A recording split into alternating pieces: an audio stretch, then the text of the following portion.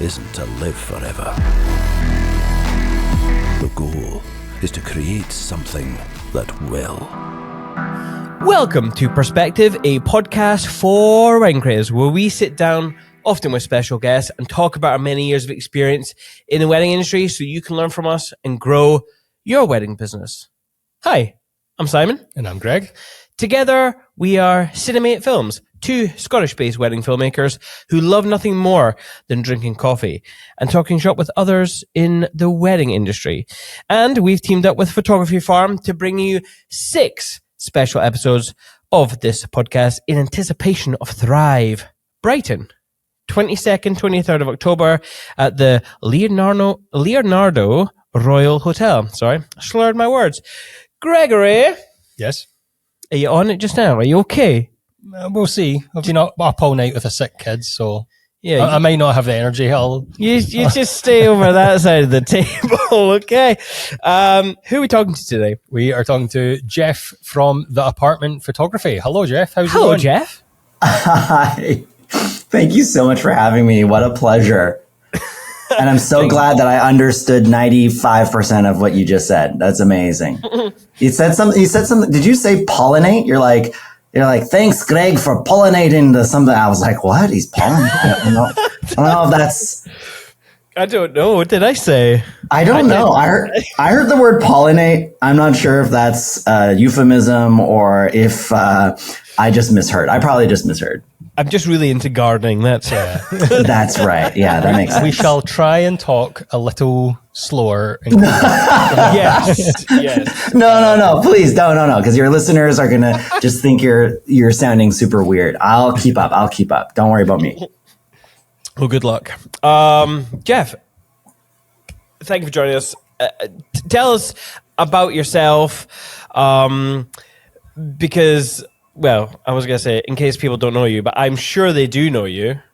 But anyway, who are you? I don't know. What do you do? Yeah, well, I'm a wedding photographer from Vancouver, Canada. I photograph together with my wife. We actually hit 18 years, 18 seasons this summer. So that's a couple of years. And if you're not watching this podcast, you probably are not stunned by the fact that, I don't know, maybe I look a hair younger than 18 seasons worth of photography, but it's my Asian genes. I can't help myself. About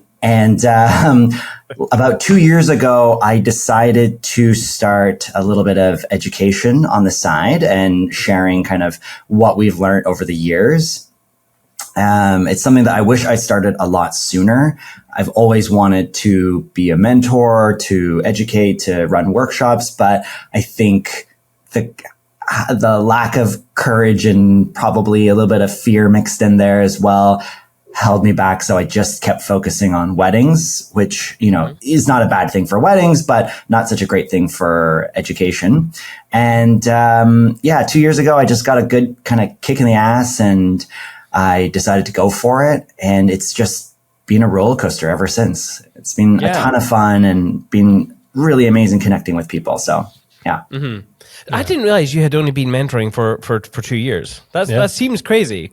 What was that kick in the ass that made you go into that? Honestly, it was a lot of big life changes. We had a big shakeup here at home, and I was just kind of really looking at the future and deciding kind of if I wanted to build something, I better start building sooner than later.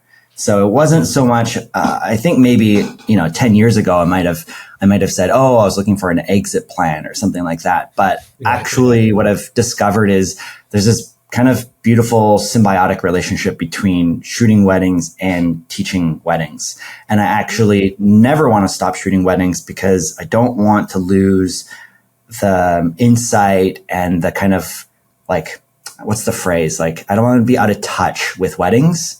Yeah. I don't want to be back in my day, this is how we shot weddings. And, I was like, we don't do that anymore. So your information is super out of date. I don't want that to be the case. Yeah. You got to, I think as an educator, you definitely have to, I think phrases maybe keep your finger on the pulse. You got to know what's happening. Yeah. You got to have your finger to judge the temperature, right? Yeah. Yeah.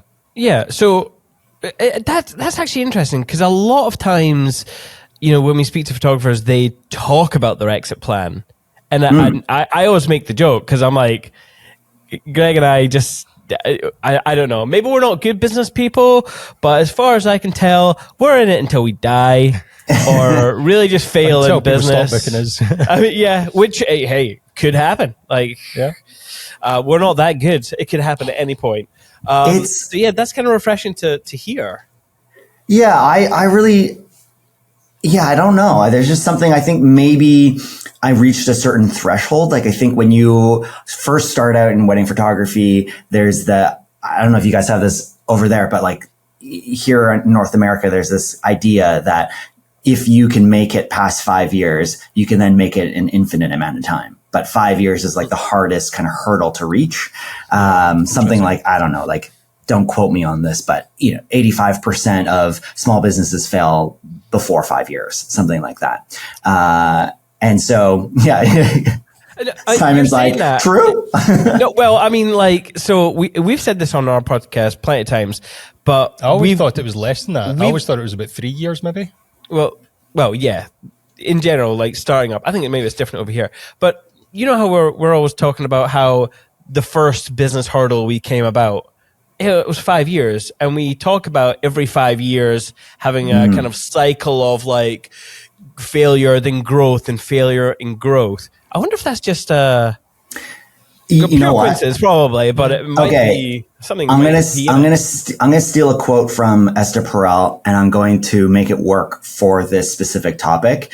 She has this quote that says that in a lifetime, like in a human lifetime, it is become more normal to have 2 to 3 long-term relationships in your life, and sometimes it's with the same person. Okay. And the idea is that we are going to evolve, we're going to grow, and we change as people. And either that change is a welcome change with your partner, or it's not, and you move on to somebody else, right? And they're just, let's not talk about divorce in this podcast, but although it's great for business. No, I'm just kidding. But the point, the kind of beauty of it is that if you can find a way to evolve and change with your partner, then you can actually create a brand new relationship. It just happens to be with the same person. And I think that can be applied to your career as well. I think it's more known than ever that people have 3 to 4 careers, if you will, in their lifetime. It's no longer I worked for the airline for 39 years and, blah, blah, blah. No, it's like I worked for 5 different companies. But I think we could say that it's possible to work for 5 different companies, but they might all be the same company, or they might be all the same career. And I like your point of, Simon, of you saying how maybe it's like a 3 or 5 year cycle. But you're right. You have to evolve. And I think if we were still shooting the way we were shooting with the same philosophy, we would have been out so much sooner. And now we're kind of in this new kind of, are we allowed to swear on this podcast? Is that okay? Absolutely. Okay.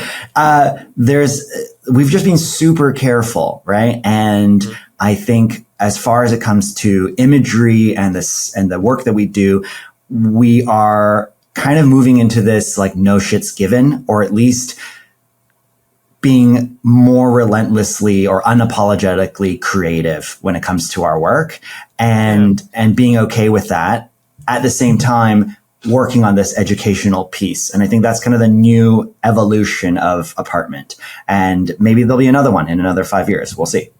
Yeah. Yeah. So what I'm intrigued then to kind of like take us through your journey and approach from the beginning of your career, and go through those evolutions on a kind of general, sure, cycle. This is the first time I've ever been asked this question, so it may be my ADHD might get the better of me. We might go through a weird journey, but I love a weird journey. I think there's no guarantees we'll be back, though. Yeah. Let's just wander off into the distance, and we'll see what happens. I like an adventure. So Kat and I met in university, I think she was 19. I was 21 years old. I had decided to start wedding photography, booked a couple of gigs in the summer. And by the time the summer rolled around, Kat and I had been dating for, I don't know, maybe 6 or 7 months. So I decided to invite her to come along, and she was going to help me out a little bit. She was going to take a few photos.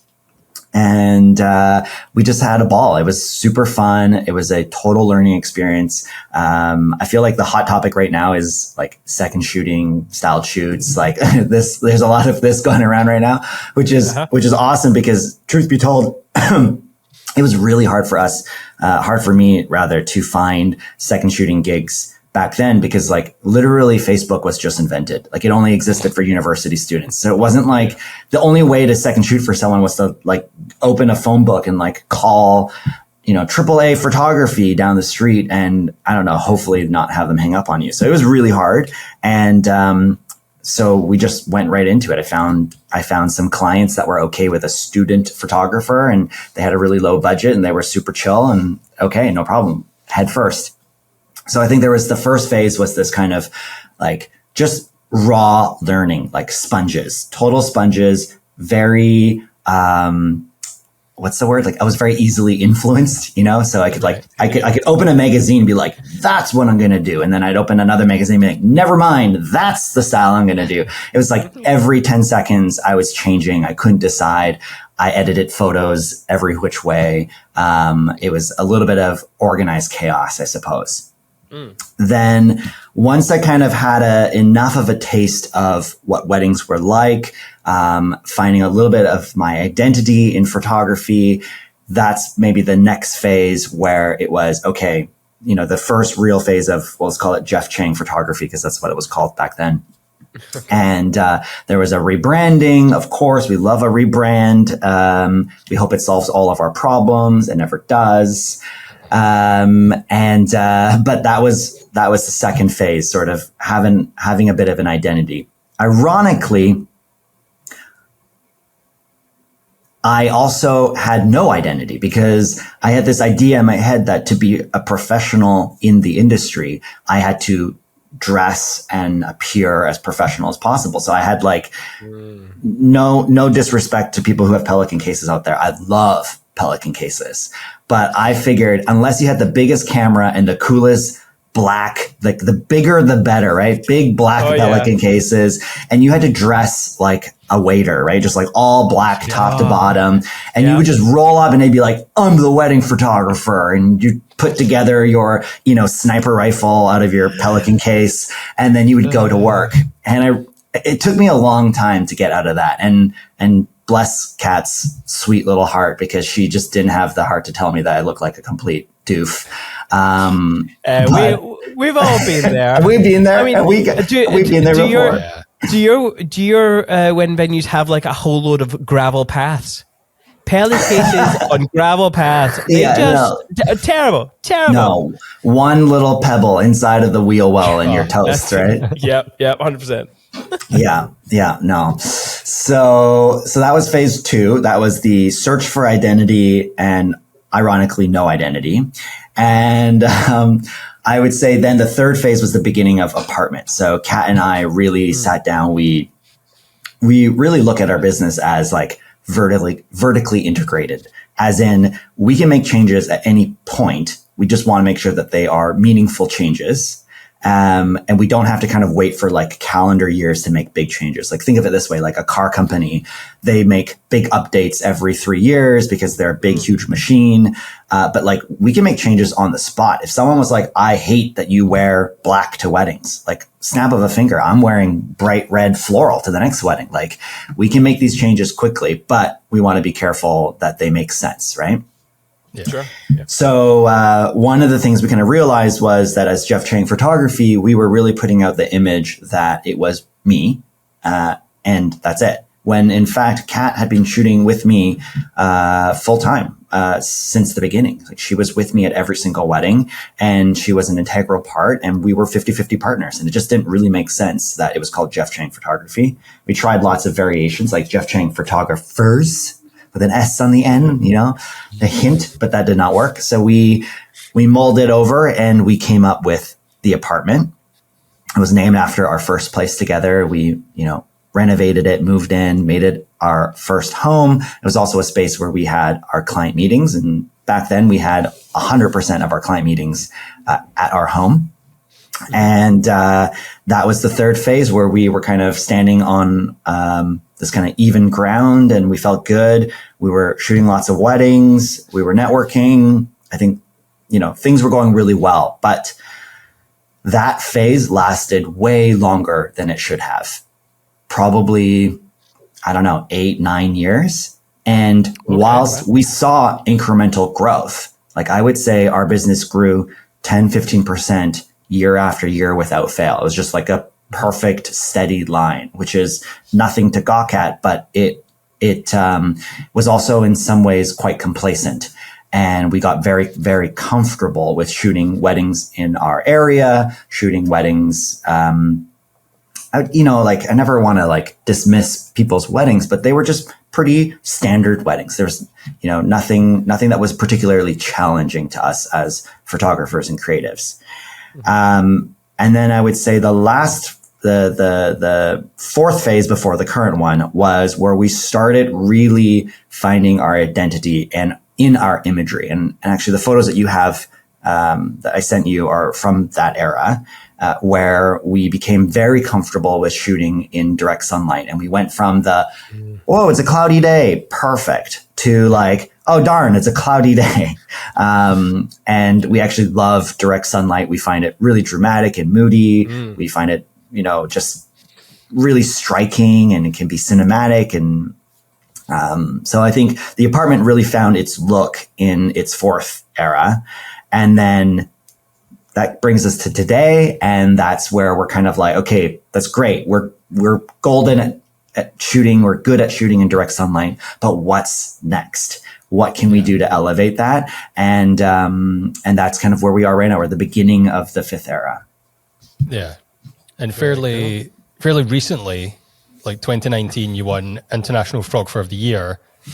How did that feel? Tell us about that sort of period of life. So that year or so there. That was so funny. So that happened right before COVID, 3 months before COVID hit. And so we were recognized, which was super awesome. That was, let's call it the fourth era, right? Our direct sunlight era. And won an award for it. That felt really, really good. I honestly didn't believe it for the longest time. Kat woke up and checked her emails, and she's like, "Oh, we won Iwipti is what we call it. I don't know if anyone else calls it Iwipti, but she's like, yeah, we won a Iwipti." And I was like, "Oh, like which one? Did we win the best group photo, or did we win the best portrait or best couple or whatever?" And she's like, "No, we won the whole thing." And I was like, "What?" That was a huge surprise. But yeah, so the high was immediately welcomed with a very big low, because we basically had nothing to do with it. It just sat on a shelf essentially, because COVID came, and we had 36 weddings booked. We ended up shooting 7 micro elopement style weddings in lieu of that. And then we had 2 years where we were basically playing catch up and dealing with postponements and logistics and all of that kind of stuff, that we never really had a chance to, leverage it. I don't really know what you're meant to do with it, to be totally honest. You're supposed to say, "I've won." And then you hang up your hand there too. Yeah, you do a post on Instagram, you get a couple of likes, and then, you expect your business to do 10 times more volume the next year, right? I don't know. Yeah. Yeah, that's crazy. I mean, what a time it was. You know what? I don't want to talk about COVID, because it was a time. So it's amazing how, 5 years on, or almost 6 years on, we do still reference it on almost every episode. I know. But it's because it had such a big impact on every photographer's career, let alone Totally. You're at a peak of your career and that happens. It's just had a lot of impact. Yeah. I mean, at that point, you had been with your partner shooting weddings. for years. Like, how is that between the two of you? Like, winning that award, like, it must have felt good on a personal level, but then you are sharing this relationship and having that award as well. I don't know. It just feels like you're building up so many parts of your life together. It must be quite nice. It must be quite a powerful moment having that, even if you couldn't utilize it in the way that you wanted to for business. Just, I don't know, to feel like, you know, you built something with someone else, and now other people are like, yeah, you did great. You did great. Like, you did great, kid. You did good, kid. You know, it's a really tough one. I can't say, I brought up that quote from Esther Perel, and I can tell you without getting into too many details that Kat and I are in a second relationship together. And I've really struggled in a lot of ways over the years, mostly I think from my cultural background. So my family is from Taiwan, and there is a certain amount of humility that is kind of built into raising a Taiwanese kid, and like a humbleness that is expected. So, and it's hard because I grew up here. I was born in Vancouver, and all my friends were raised here, and they're, what's the best way of putting this? Like, like regular old Canadians, I guess, right? And with Canadian ideals. And Kat is actually from England. She was born in Red Hill. Okay. Oh, okay. Just north of Gatwick, the best neighborhood in town, I hear. Yeah. It's not. I've never I'm sure been. it's not. I can't. You can't. And so, something like I remember, like we won this award, and like we didn't even go for dinner. Like we didn't even celebrate in any way. And in fact, like I was so humbled by it that I didn't even know, like it was almost like it didn't win in a lot of ways. And I think that really, it hurt Kat a lot, actually, because she was so proud of it, but she didn't have anywhere to put that proudness, and she didn't have someone to share in that happiness. And I think that was really hard for her. And I see that now, and I like making really big efforts to grow in that area. It was, like, it was actually really beautiful what you said, Simon. Like, we have been able to share in so many aspects and growing our careers together, not just, with wedding photography, but also like our friends and our family. Like, we are interconnected in so many ways that I think is not common amongst most people. But I think it wasn't really until the last couple of years that I really understood the gravity of what I have. Like, it's an amazing gift to be able to work alongside your partner, to get along so well. Like, we're competitive, but we're not argumentative. We're not, we're not at each other's throats and screaming at each other. Like, it's a really incredibly pleasant relationship. And I don't really think I understood what I had. And so, kind of the evolution of our relationship now is, much more gratitude for each other, much more gratitude for what we have, and respecting that, our working relationship with each other is not, a definite. It's not, a like for sure forever. So we got to really appreciate what we have when we have it. Yeah. Yeah. I think that'll be really refreshing and helpful for, like, there's a lot of husband and wife teams out there, and we often say to them, it's like, how is it, like, working with your partner, living with your partner? Yeah. And everything is all together, and it's very intense. So it's quite refreshing to hear that you sort of are open about you're now in the second phase of relationship and you recognize things differently. So that'll help a lot of people to hear that. I think it's the expectation. I mean, like, for goodness sake, we're in the wedding photography business, which is all about like couples and unions and togetherness. Yeah. And we're also a business. And, like, do you want your business to look like it's falling apart? Do you want your business to look like, the two CEOs are arguing about blah, blah, blah, blah? Like that's not good optics. And so we have all of these expectations from multiple angles saying you have to be perfect. You have to look like everything has to be good and amazing.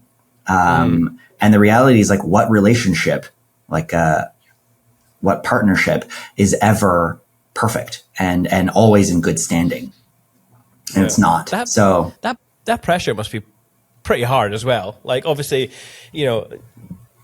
I used to get, I actually do get jealous of like couples, husbands and wife teams who get to work together because you're always together. But then at the same time, you're always together.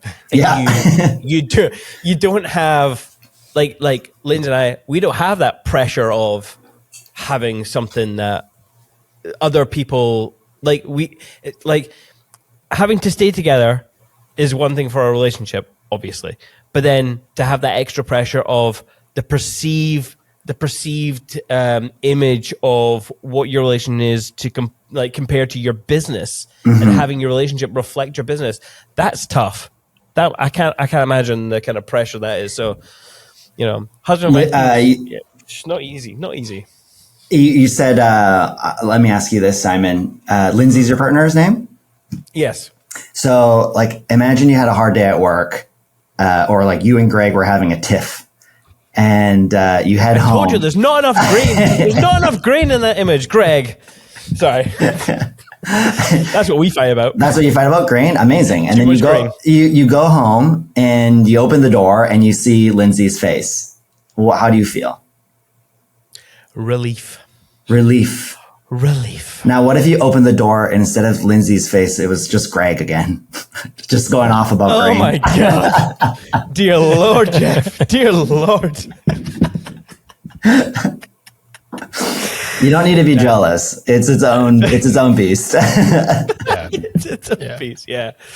Oh, so let's move on to talking about your images and your work. Like, sure. When people often get asked this question, it's a hard question to answer, but how would you describe your style of photography? Do you have a way of describing it? Not in a cohesive ChatGPT created kind of way, but I can try. It's definitely on the kind of, if I were to really lean into it, and I try not to do this too often because I often get clients who ask us to can you edit slightly lighter? Can you make my day less gloomy? Can you make my day look less like it was super dark and like a Christopher Nolan movie? I'm like, okay, sure, just for you. But there is this play that we really enjoy, especially with light. I love architecture, especially minimalistic or brutalist. I like Scandi, Japandi mix, all of that kind of stuff. Hence the black, the all black wood wall behind me. And so I think a lot of that style comes into my work. I seek it out regardless of where we are. So even I'll go to a random hotel or something and it's a beautiful space with a painted ceiling or something like that. But then I'll just see a beam of light coming in through a window. I'm like, yeah, let's go to that window where there's a beam of light. And they're like, but the Sistine Chapel is right there. Don't you want to take a picture with me in the Sistine? I'm like, no, I just want that dark hole in the corner is perfect. It doesn't sound super romantic, but actually what it's doing is that it's focusing the viewer into the moment. So rather than you looking at a photo going, wow, look at that view and look at those mountains and look at the clouds and look at the Sistine Chapel ceiling, it's incredible. You're actually with the couple in that moment, almost touching and feeling their emotion. And it's almost like you can touch their skin and you can feel it. And that's what you're focused on. That's what you're seeing, but what you're feeling as well. And I think that's all I'm doing is I'm just using the light and the frame. The frame is my limitation, right? I've got this finite amount of space and you have to decide how to fill every pixel. And I guess in some ways, I find it a lot easier to make most of the pixels black. And then you don't really have a choice of what you're looking at. And so it's very deliberate. And I hope that the photos I've sent you are like I've described, or I'm in big trouble. They definitely are, Yeah. for sure. I have picked examples where that is most certainly the case. Definitely. I think there may be a wild card in there, but it's still There's a couple. style. Oh, I'm intrigued. I actually can't remember which ones I have picked of yours. That's really so funny. I'm excited to look back. But yeah, that's funny. I mean, so you've described your style Yeah. in a non-ChatGPT way, but when your clients come to you, did they what words did they use?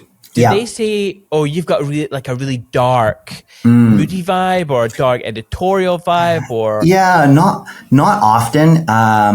People, I would say most of the time, people come and say, "I love how you capture." I think it goes both ways, right? Like in my mind, the creative shots, like when we're doing portraits, I love doing portraits, but most couples actually don't. They prefer,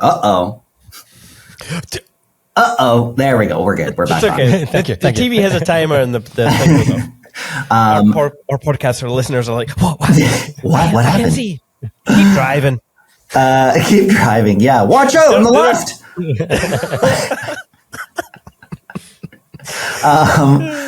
Oh man. So yeah. Okay. Most of our couples are looking for candidates, right? They want the day documented. And truth be told, like, I think for most photographers, yeah, that is what we do, right? Like, I don't know, 75, 80, 90% of the photos we take are candid photos, which is kind of funny why everyone says, "Oh, we want candid photos." Like, well, yeah, what else do you think I'm going to be doing during your reception? Like, we're not doing, of course, right? But even in those moments, I still look for those. It becomes 10 times harder, but am I looking for the person like kind of bouncing their baby over by a window, by themselves to kind of, keep them calm? And I take this cute little photo where mom's looking at her obviously newborn baby, and it's a super sweet moment. Yeah, of course. Or looking for someone who raises their glass and it goes right into the perfect little spot with the nice framing and everything. And you can see the couple in the background laughing or, something like that. Yeah, for sure. So it's like elevating those moments as well, and not just kind of like, okay, now I'm just like a photojournalist. I'm just a newspaper photographer. And I'm just going to run around and take pictures of people laughing. Like, you can elevate those moments as well, with your framing and creativity, that sort of thing. And I completely lost track of what question you asked me. It's all right. It's all right. It's fine. What? I'm intrigued. So we've talked about clients' communication and stuff, but I want to talk a little bit more about your kind of client experience. Yeah. Say, because I made a note here. Client experience through stories. Can you walk us through? Oh yeah. I'm like trying to remember what. The stories are kind of just like this is such a cliche, but I'm kind of a storyteller, like my dad. I got this from my dad, right? When I was a kid, we would go to people's houses to like hang out and chat, and not like me chat. I would just be there because I'm too young to be left at home.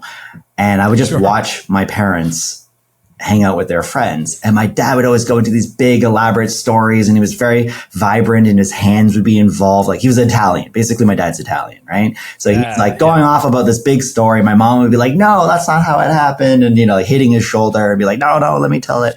So they loved telling stories. And in that same way, I feel like the best way, at least for me, to learn is through stories. So rather than saying, okay, this is how you do X, Y, and Z, or this is how you use your flash, or this is what you should do to give a good client experience, I'd rather tell you a story about a client experience and let you take away with it what you're going to.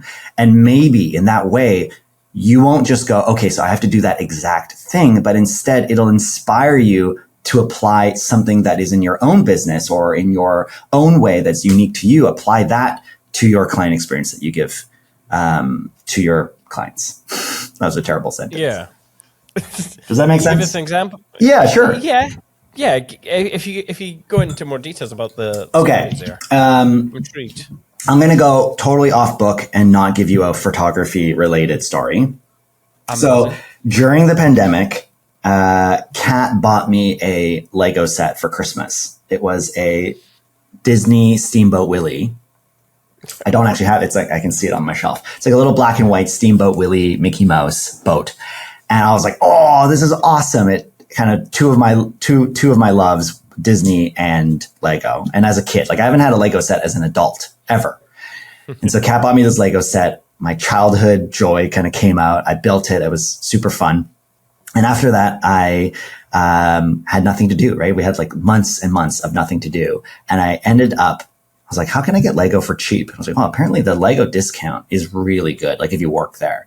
And I was like, would it be weird if I got a part-time job at the Lego store, like at the mall, which is open, right? Like through COVID, it was open. And I went and then I literally got the job, like, I don't know, a week later, and boom, I'm wearing a yellow apron, Lego employee, like, hi, welcome to the Lego store. Like that was me for an entire year during COVID. And it was the best year ever. It was like, it was like a sabbatical from wedding photography. Like there was no chance in hell I could go work at a retail store for a year while I'm also a full-time wedding photographer, right? But COVID brought me this wonderful gift, let's call it that. And I got to just like go to work, do my thing, have fun, build Lego, and then come home and like not have a worry in my mind. I wasn't like, oh, how are we going to deal with marketing and getting new customers? Like, nope, doesn't matter because it's not my business. I'm just a lowly Lego retail employee. This is the preface. You're selling this lifestyle pretty well. No, it's great. It's great. Maybe I want to be a Lego employee. I want to go home and not have to worry about marketing. Yes, highly recommend. So this is just a preface to the real story. So now you understand. I work at the Lego store. Yeah. So a kid walks in the door, right? Like a boy and his mom walk in the door, and we greet everyone the same. Hi, welcome to the Lego store. And they're like, oh, thanks. And they're like, oh, what brings you in today? And like, oh, it's Jeremy's birthday. And we're like, oh my gosh, happy birthday, Jeremy. How old are you turning? So, oh, I'm turning 8. They're like, oh wow, that's super great. Like you're almost 10. Like you're so tall. I don't know. At the Lego store, if it's your birthday, you get a free Lego minifigure for sure. So there's a Lego minifigure building station where you get to there's thousands of permutations, and we go, okay, Jeremy, as like a cool little gift for you, since it's your birthday, why don't you go over to the minifigure station and build a figure, and you get to take it home because it's your birthday. And he's like, oh, awesome. He goes over and does that.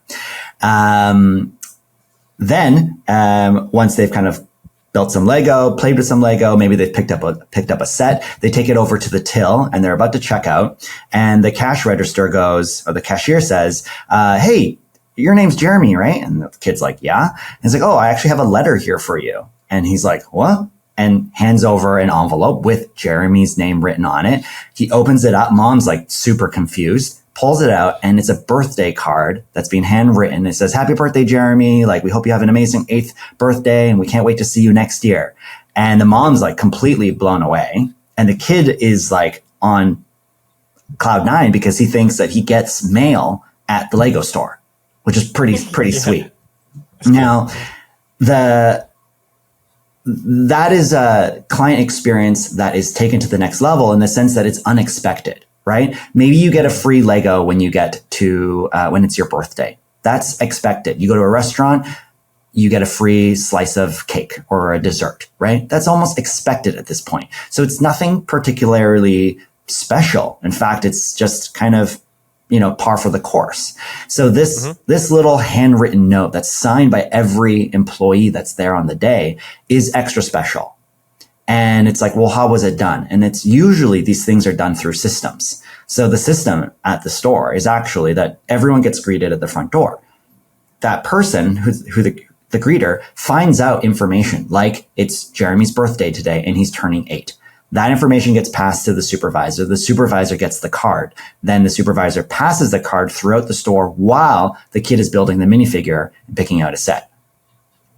And it does happen, in case people are wondering, well, what happens if you don't buy anything? You just were there for a browse. Well, the letter will get to Jeremy regardless. Like if they start walking out the door, like people are watching specifically for this, then they'll chase them down and be like, oh, hey, but just before you go, like we found a letter with your name on it, Jeremy. Like either way, the kid will go home with the letter. Doesn't matter if they buy anything. So the minifigure is the expected piece. The letter is that above and beyond piece. And, the hope of telling this story is like, okay, how can I apply that to my own business as a wedding photographer? What is expected of me as a wedding photographer? Maybe, you're thinking, well, I do so much on the wedding day. I tie bow ties. I help people put on boutonnieres. I help, bustle the dress. Well, did it ever occur to you that maybe those things might seem expected from a wedding photographer? I don't know. Like a lot of us do that. We do help out and, tie a bow tie here and there, right? But it's not like we get a Google review saying, Jeff was amazing. He tied everyone's bow ties. We don't. And so I'm like, what can we do that is actually unexpected, that would delight our couples in such a way that would elevate their experience, not just of the photography, but as us, as the photographers, since our brand and who we are so closely integrated. And I think that answer is different for everybody. Yeah. So I'm intrigued then, how did you implement something like that into your business? Like, what was it that you... Yeah, so one little thing that we do, we're still finding ways to like maximize the system, but essentially it's kind of generally having a curiosity and being attentive. So, and I think being attentive is actually, it's quite easy if you have a handle of the day. Like you're not running around constantly going like, what do I do with my gear? How's this going to work? And like that, like, know your shit, right? Like obviously like get dialed with your gear and all that kind of stuff. And once you're there, you're going to have capacity to be attentive to your couples and what's going on. So, one thing, just a quick little story. We were out taking photos, at a park, and our couple mentioned to us, they're like, oh, this is actually where we used to come on our dates when we first met. And oh yeah, there's that little ice cream shop that we would go to get ice cream, like when we were first dating. Like that's so cute. And we're like, oh, that's awesome. And then we went off and started taking photos, but we were being attentive at the same time. And we're like, what would totally elevate this moment of taking portraits here is if we had some ice cream. And so Kat ran off to go get the car because we were driving them, but she actually went and bought ice cream for them, brought it back, surprised them. And of course, now they're not thinking about their wedding day. They're thinking about the first time that they used to go on dates. And this was like where they would come. And we also got some amazing photos, right? So they're sitting there laughing and giggling and eating their little ice cream cones. And it was such an easy thing for us to do. It cost, I don't know, $10, right? Like nothing. But it elevated that experience for them on their day, on the wedding day. And like, they're going to remember that, right? That they got to have ice cream from their date spot on their wedding day. And I just think that's like a really sweet thing. They brought that up in their review. They brought it up, which is super cool. Yeah. We're not always going to have access to ice cream. We're not always going to be able to do that. So we've tried to find ways to create little systems that will help us achieve a similar effect. And one of those things is in our wedding form that we send out when we ask for like timeline and phone numbers and names and all that kind of stuff before the wedding day. We actually ask them a cheeky little question being like, what's your favorite candy? And if they fill it out, they don't always do. We'll buy the candy ahead of time and we basically bring it along to the portrait session. And we usually like wait. We don't just offer it right off the bat, being like, here are those fuzzy peaches you wanted. They're like, oh, I don't want that right now, right? Like you don't want to just like randomly whip it out. You wait for that perfect moment when the desire is there. And either it'll be they've been up all night, right? They didn't get any sleep. They're running on adrenaline and they just go like, oh, I could really use like a pick me up. Someone will say something. Yeah. Like I could really use a beer, or I could really use like a little something. And then you go like, oh, funny you should ask. And then you bring it out and you're the freaking hero when you do that. So, again, it's like, how do you have the candy that they want in the moment that they want it. It's like, well, we had a system for it, right? Yeah. Yeah. That's really cool. But by the way, are we going to get in trouble from Lego for you telling us that Lego story? No. Like, I feel like we're going to get in trouble now. I think the only thing I can't tell you is what the discount is, but it's real good. Real good. Real good.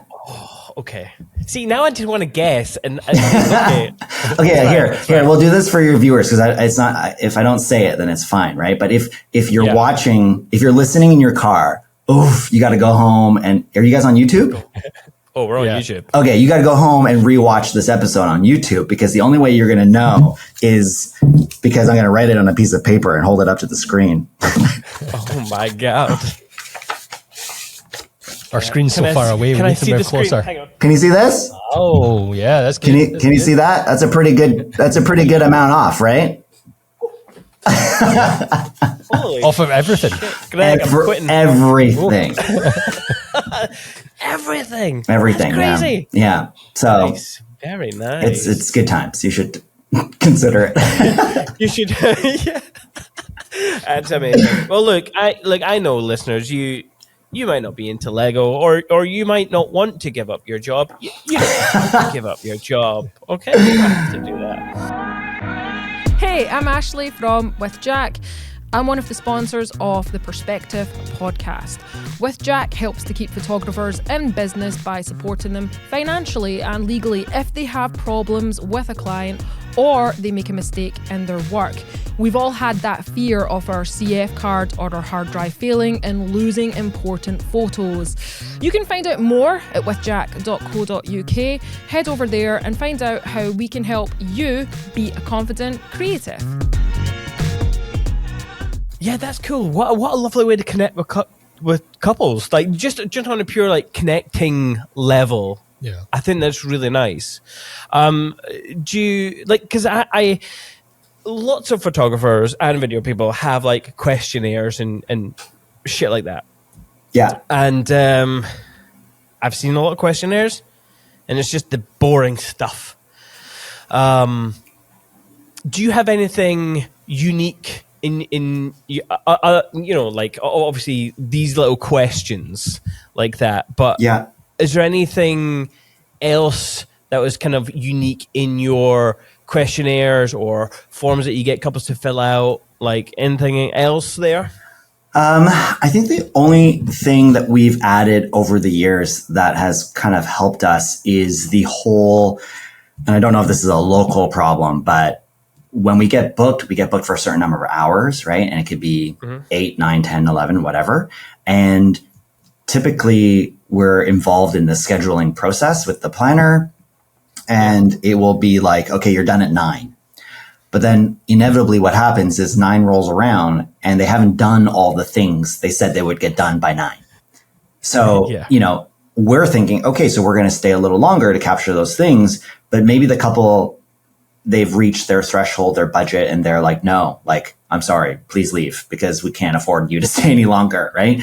We don't know. And we don't want to have that awkward conversation, especially why does it always happen when like dad's giving a speech and you're like, it's 9:02 now. And you're like, oh no, like this is so awkward. Like obviously it's fine. Like we'll take the photos. Like you can go 5-10 minutes, Pat. Like we kind of have like a buffer, right? Like 15 minutes, 30 minutes. It's fine. We're not really that picky, but either way, we always hit that threshold at the most awkward time. And then how do you communicate with the couple or if the planner's not around? So on the questionnaire, we've actually added a line where we say, what is the last thing you want us to capture, regardless of schedule and of our hourly contract? And they'll make a decision right there and say, we want our first dance to be captured. And that way, that gives us permission to stay without having to talk to the couple until we photograph their first dance. And if their first dance happens a half an hour after we were supposed to be done, that's totally fine. No problem. We'll bill them afterwards. And we don't have to have that awkward conversation. And they knew ahead of time that that's what that meant. And we outlined that for them. So that's helped us out a lot. Yeah. That's cool. So we've got an approach where we just say to couples that, because they always ask like, oh, do you have an hourly or Like, Yeah. you know, we've got these fireworks at like 11 o'clock at night. Like, are you able to film them? And we have this approach of just, it's not like we're going to be doing anything else on that day. So we might as well just say that we are yours all day for whenever you need. And it's been interesting because we have even recently been at weddings where the photographer has had to leave and not get any dancing. Had to leave. Had to. Yeah. Yeah, I mean, There's been a couple occasions recently. One was a personal reason where their time was up, Yeah. and they would have stayed later, but for some reason they had to leave. So that was different. Okay. There was another one recently where their time was up and they had a 3.5 hour drive. A long back. drive home. So they were like, it'd be dangerous for me to drive later than this. Right. So they were just like, they didn't bother asking, do you want us to stay longer? Right. They just said, I think I'm done now. Right. And the two brides were like, cool, no worries. Yeah. And I mean, don't get me wrong. The part, like, I'm learning, I'm trying new things in photography. So as soon as the photographer like said they had to go, I was like, cool. Well, I tell you what, I'll take some photographs for you and I'll just send them to you, just because I get to play and I'm okay staying a little bit later to play. And if it gets them the extra content that they missed, then I feel like I'm good and doing a good deed. That's I was going to say, like, that's almost an underappreciated value of probably most photographers who I would think would stay, right? Yeah. Like, obviously I've never seen that because I'm the photographer. So I've never seen a photographer leave. But that seems kind of different. Yeah, I think it's super normal that weddings go over. Like, it happens almost at every wedding I've ever been to. Right. So I have no expectation that if they book me till 9, that means that at 9:30 I could go do something else. Right. Like like you said, the day is theirs. The day is theirs. I'm going to be there until whenever they want me to be there for. But I think just because we're pretty firm on our like hourly system, I think we've played around in the past with kind of the, you know, like, why don't you just pay me more money, but then I'll just stay for as long as you want. Like, whatever, 12, 13, 14 hours. Sure. Whatever. And it just like didn't work out. Like, I think the market here wants to pay for exactly what they think they need, which unfortunately is never enough. So they end up always paying more anyways. But it's just kind of like, I don't know, keeping our ducks in a row, because sometimes people will say, I think we'll just stick with the 8. And then they end up needing like a whole hour later. And if I don't charge them for it, then it's sort of like I'm letting them get away with just paying me 8. But you're going above and beyond, like, though. word would get out there and people were like, oh, just book the base package. Just book the base. You'll stay forever. That's true. But talking about, like, you mentioned it's normal in Canada to have this sort of hourly rates and set number of hours. What is typical packages for you? Like, where's your price range starting? What's a typical package that somebody might book? Yeah. So our base is 8 hours, although almost nobody will book that. I would say a regular length wedding is between 9 and 10. I think cultural aspects can also add to that, right? Like, there are certain additional ceremonies on the day for different cultures that will obviously add more time, depending on how much the couple values having portraits done in certain places. We might have more travel, that sort of thing, right? And then our packages are anywhere between, this is in Canadian dollars, anywhere between like 8,000 goes all the way to almost 20,000, depending on what people want included in their day. And so that is albums. We do a lot of parent albums as well. So they're like, you know, just duplicate versions for their parents, but we actually price them pretty, like, we're basically giving them away, but we want couples to, once we've made the primary album and we're just ordering duplicates, the album company gives us a pretty good deal, and we're happy to pass that to our couples because we just want them to have those memories, and that's not a big deal to me. And then multi-day things. So, rehearsal dinners, like, there are certain cultural ceremonies that happen on different days, that sort of thing. So sometimes we do like 2-day, 3-day multi-weddings. But I would say typically a 10-hour day is pretty normal. Yeah.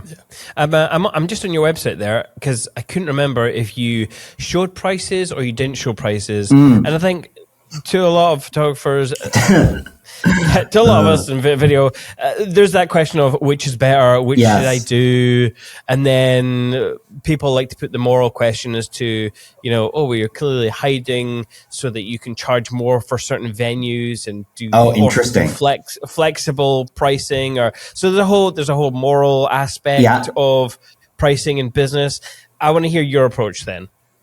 Before you fact check me, because our website's actually being redone right now. So whatever you're looking at is the older one. So we actually have a new one, but it hasn't. We have a new one, but it hasn't launched yet. Like it's sitting in like I don't know the terms. It's sitting in website purgatory right now until it's ready to go.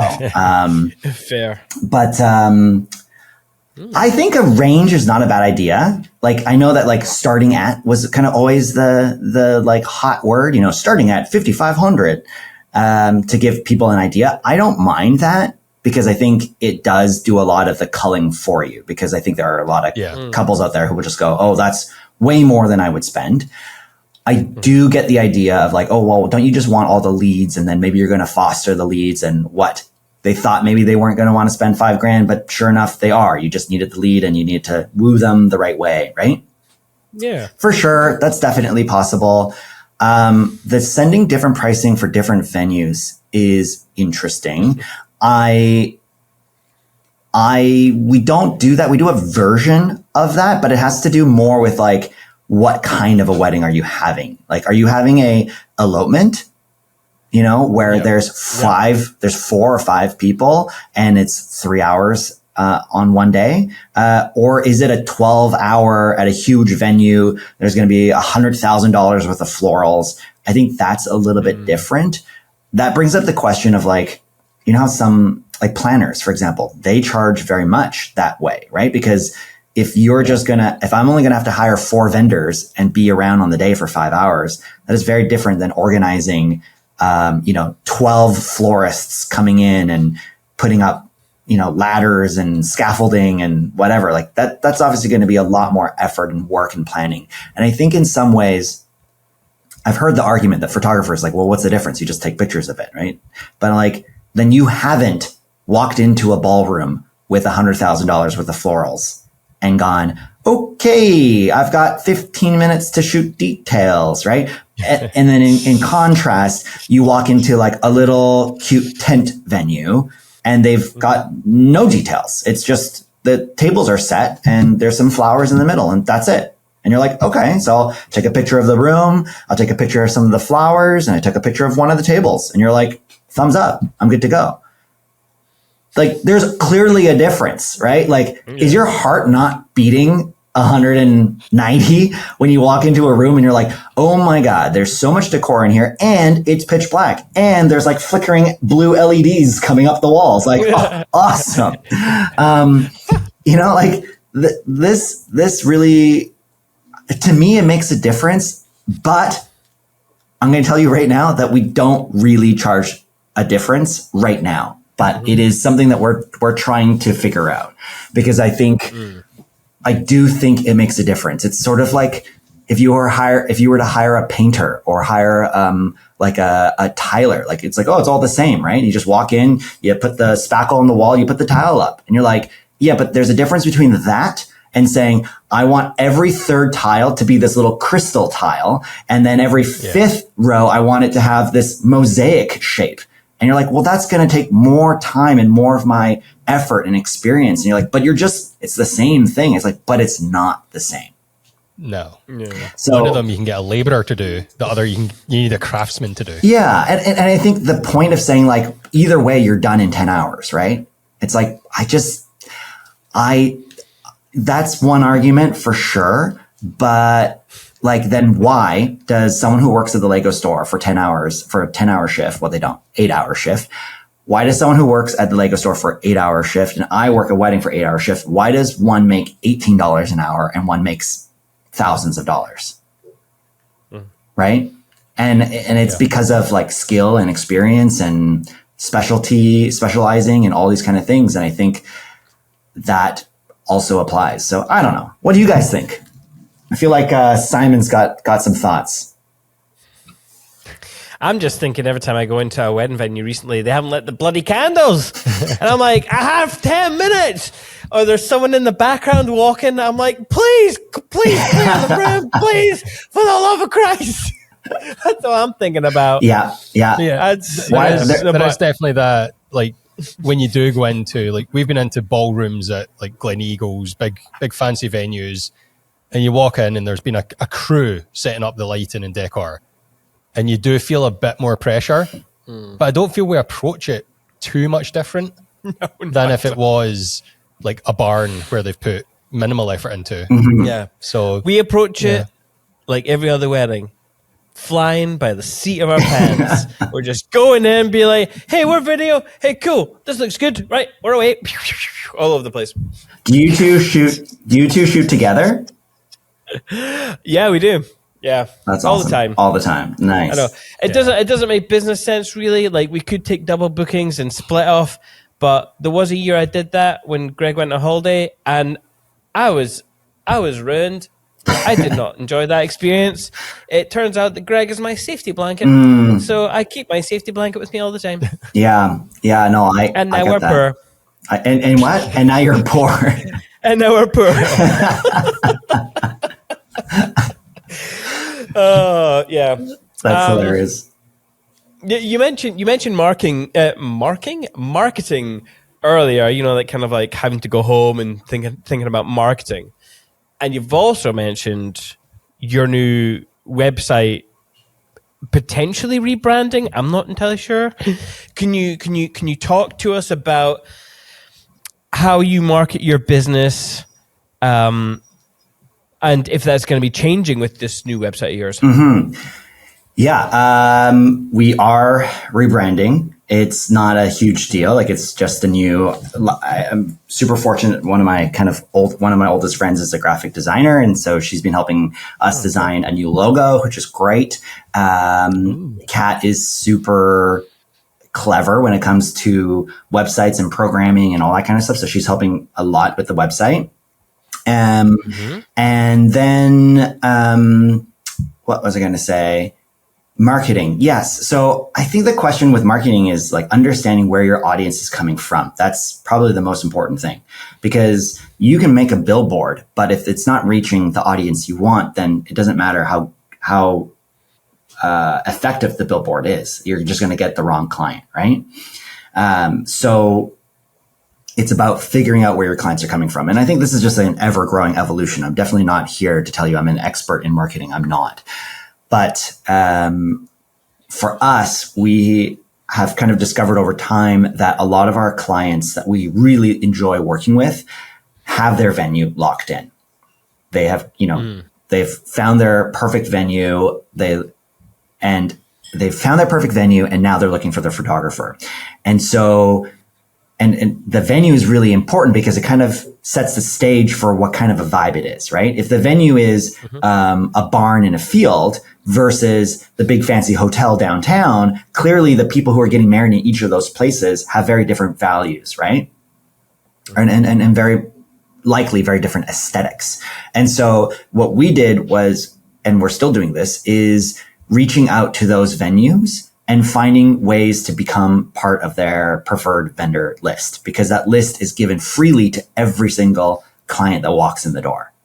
And so for us, that has been a really big thing. I actually started reaching out to a bunch of not newer, but venues I never thought of working with in Vancouver, and finding out that we're already on their vendor list, which is really interesting. Yeah. In fact, that's cool. One of them sent me the vendor list. They're like, "Oh yeah, do you want me to send it to you?" And I was like, "Oh sure." So they emailed it, and the photography section was 18 lines long, like 18 companies. Wow. What? And we were listed, I think, number 16 under the THE apartment. And I emailed them back and I told them that we're rebranding and that we're now just apartment, starting with the letter A. Clever. Yep. And I kid you not, like 2 days later, we got an inquiry, and under "where did you hear us from?" they wrote that venue's referral list. There you go. There you go. Lovely. Change your business to AAA. A couple is not going to look at 18 names. They're not. There's no chance. Are they? No, I think it's one of those things where they think they're doing the client a favor by giving them all these recommendations, but no one has the time to go through 8. And that's just photographers. Like they had tons for decor and whatever, music. So for sure, venues is one place where we spend a lot of time. And then the other one is planners. And I feel like this is just banging a dead horse on the head, but wedding planners are the key to a lot of really cool weddings, and networking and working with them. I mean, we've been doing this for 18 years. So a lot of them are like friends. I'm having a birthday party, like my birthday's next week.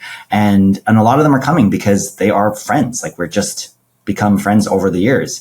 And I think it's not like, it takes time to build connections and networking, but like start now. I think it's just weird to me that people, I don't know, maybe it's different. Maybe it's different. We shoot a lot of weddings in our town, right? Like in Vancouver, which is a pretty big city. It's sort of like, I don't know, if you work in, I can't give you another example because I think it's actually completely different everywhere else. But like whenever I talk to people who live in like Lisbon or London or Paris, I'm like, oh, so you must shoot tons of weddings in Paris. And like, oh no, I've got to go all over the place to shoot the weddings I want to shoot. You know, I'm south of France, or I'm in Italy, or I'm London, or wherever. I'm like, oh, okay, that's great. Like if that's where you want to shoot, that makes sense to me. But it makes networking a lot harder because how many wedding planners are there in the 5 different cities you just named? Like, okay, like I don't know how to help you there. But a lot of the weddings that we shoot in a year, I would say 90% of them are within a 2-hour drive of where I live. Mm-hmm. Yeah, that must be so refreshing. Yeah, I mean, but we're similar. Was that a choice though? Because obviously you mentioned your style leans into the architectural side of things, and you like the buildings and city streets. Yeah. So is that by design that you mainly shoot in the city and where you live? Not necessarily, but I just think it's I would love to get like someone to do like a deep dive into our marketing, but I just think a lot of people find us locally. Like I genuinely want to say it's maybe a Canadian thing, or it's people like to buy local, I guess is the way to put it, right? Like farm to table is super popular here. So the idea of going like, oh yeah, we want a wedding photographer, we'll fly someone in from Kansas. It's like that doesn't make any sense. Like, why would you do that? There's plenty of great talent in Vancouver. In fact, not to like toot our own horns, but I think BC, like the province of BC, has won like every year for Junebug Wedding Awards or for Ewipti. BC wins like a decent percentage of the awards. And I think that's a really amazing point of saying that there's an incredible amount of talent in Vancouver. And I actually am super thankful for it, because I would have just become super complacent if it wasn't for that talent that's here. Like a lot of the people who are in Vancouver are so good that you are encouraged to be even better. So we're constantly pushing each other. Yeah. That's great. Yeah, I mean, Vancouver's a really cool city, to be fair. Like the architecture's cool. You've got, I mean, Whistler's not too far away, so it kind of attracts a kind of interesting group. Yeah, I was just going to quickly say, like the kind of one piece I forget is that Vancouver is a destination. It's sort of like Paris or London is a destination. People fly to you to get married there. And so in that same way, like I don't need to fly to Kansas to shoot a wedding, because that Kansas couple is coming to Vancouver to get married. And that happens a lot. We get a lot of international clients. Yeah. Oh, okay. So does your role as a photographer extend more to hey, by the way, since we're getting to know each other, there's a really cool pub down the road, or hey, if you're into this, there's this museum here, or like, are you being like super friendly with your clients? Are you like, do you have a WhatsApp group, or With clients or with vendors? Clients. With clients. Yeah. No. Okay. There's no right or wrong answer. It's a trap. It's a total trap. You're not friends with all of your clients. What an asshole. I think we've become really good friends, like really good friends with a few of our clients over the years. But no, like it actually becomes quite overwhelming. We try to keep, like, a lot of our clients try to not become friends, but like to communicate a lot on Instagram, for example. But like, as you guys, I can't remember if it was Simon or Greg, like reached out on Instagram because I wasn't responding to your emails. Like, it can get super overwhelming when you have like just tons of messages everywhere. And you're like, oh my God, did I get back to that person? Did I get back to that person? So to be moving forward with an ever growing list of people communicating with you, I think I wouldn't be able to handle that. So fortunately, we got to cut you out of our lives at some point. Brutal, but necessary. I'm sorry. That's life. Yeah, absolutely. So you mentioned Instagram there. Oh yeah, and you didn't mention that in your marketing part of sort of stuff that you were talking about. But you've had a huge growth in the last year? You grew like 100,000 followers. So what's been the key to that, the success of that recently? Yeah. So before I started the education side of the business, I was really inspired by this story about a frying pan company that went online and just created the community around recipes of things to cook, rather than starting an Instagram and just saying, hey, here's our frying pan. Look how cool it is. Look how many colors it has. Look at all the features and benefits. Instead, they just focused on building community, and they did so by giving rather than taking. And that's a pretty simple way of looking at anything that you put onto social media. Ask yourself, am I giving or am I taking? So if I show you my meal, I'm taking, because I want you to go, oh, wow, Jeff, what a great steak you are eating. They're not getting anything from that. They're not going, oh, wow, thank you for the gift of showing me your dinner. Like, that's not, that's nobody, I think, right? And so taking that philosophy into your marketing, it's like, okay, when I post a carousel of photos, am I giving or am I taking? And unless you're the most narcissistic person in the world and you're saying, I'm giving the gift of my imagery to the world and I'm allowing you to like and comment. Like, tell me how amazing my work is. Like, we're taking, and that's okay. It's a balance, right? But I think the key is to give more than you take. And so the educational stuff that I've been putting out has all been giving. Like, I get nothing out of saying, this is how you use your flash, or here's some tips on Lightroom editing. I get a lot. Actually, I still get a lot because I have a lot of joy in making the videos and the content. And I have a lot of joy in hearing people say, oh, that was so helpful. Like, you're going to save me so much time. Like, they're giving back to me, which is awesome, but I'm giving to them. So it's that kind of symbiotic relationship. And so, yeah, those 100,000 people, I just actually ran like this thing. A friend of mine, Noella, ran it through her like magical marketing program, and it broke down every piece of the audience. Like, it's like where they're from, what they're interested in, what their business, I think it's affirmations or affiliations or something. So like, what businesses are they most affiliated to? Like, what ethnicity are they? Like, all this kind of stuff. It was super interesting to see it all broken down. It did say that 10% of my followers are suspicious. So that's an interesting. What does that mean? I don't know. I think it means like they're probably bots, like they're probably, right. Okay. Yeah, it was like 10% suspicious. But these flash settings are too good. Yeah. Jeff. But it comes as no surprise. Most of the people who follow are most interested in photography, number one, wedding photography, number two. So it's been going really it's been going really well. So there'll be photographers listening who are going to thrive and they're thinking, hold on, I don't want to get into education side of things. So what kind of post can I do that is a giving post to couples rather than to other photographers? Yeah. Have you got any examples for that? Yeah, and I've seen that work really well too. Like you can direct it directly to your couples. So there's a photographer here in Vancouver who her name's Miranda, and she does posts where she talks about her outfits. Like she loves fashion and she gives tips on what to wear for engagement sessions. So she'll say like, hey, I just got this new dress. I think it's great for engagement photos. And she'll have a few photos of herself wearing it. She'll give a link to where to get it. And then she'll give examples of engagement photos that have, something similar. And she's kind of hitting two birds with one stone, right? You're seeing her portfolio and going, oh, that's great. But it's also giving because she's actually helping couples figure out what to wear, which is a question people have but may not ask.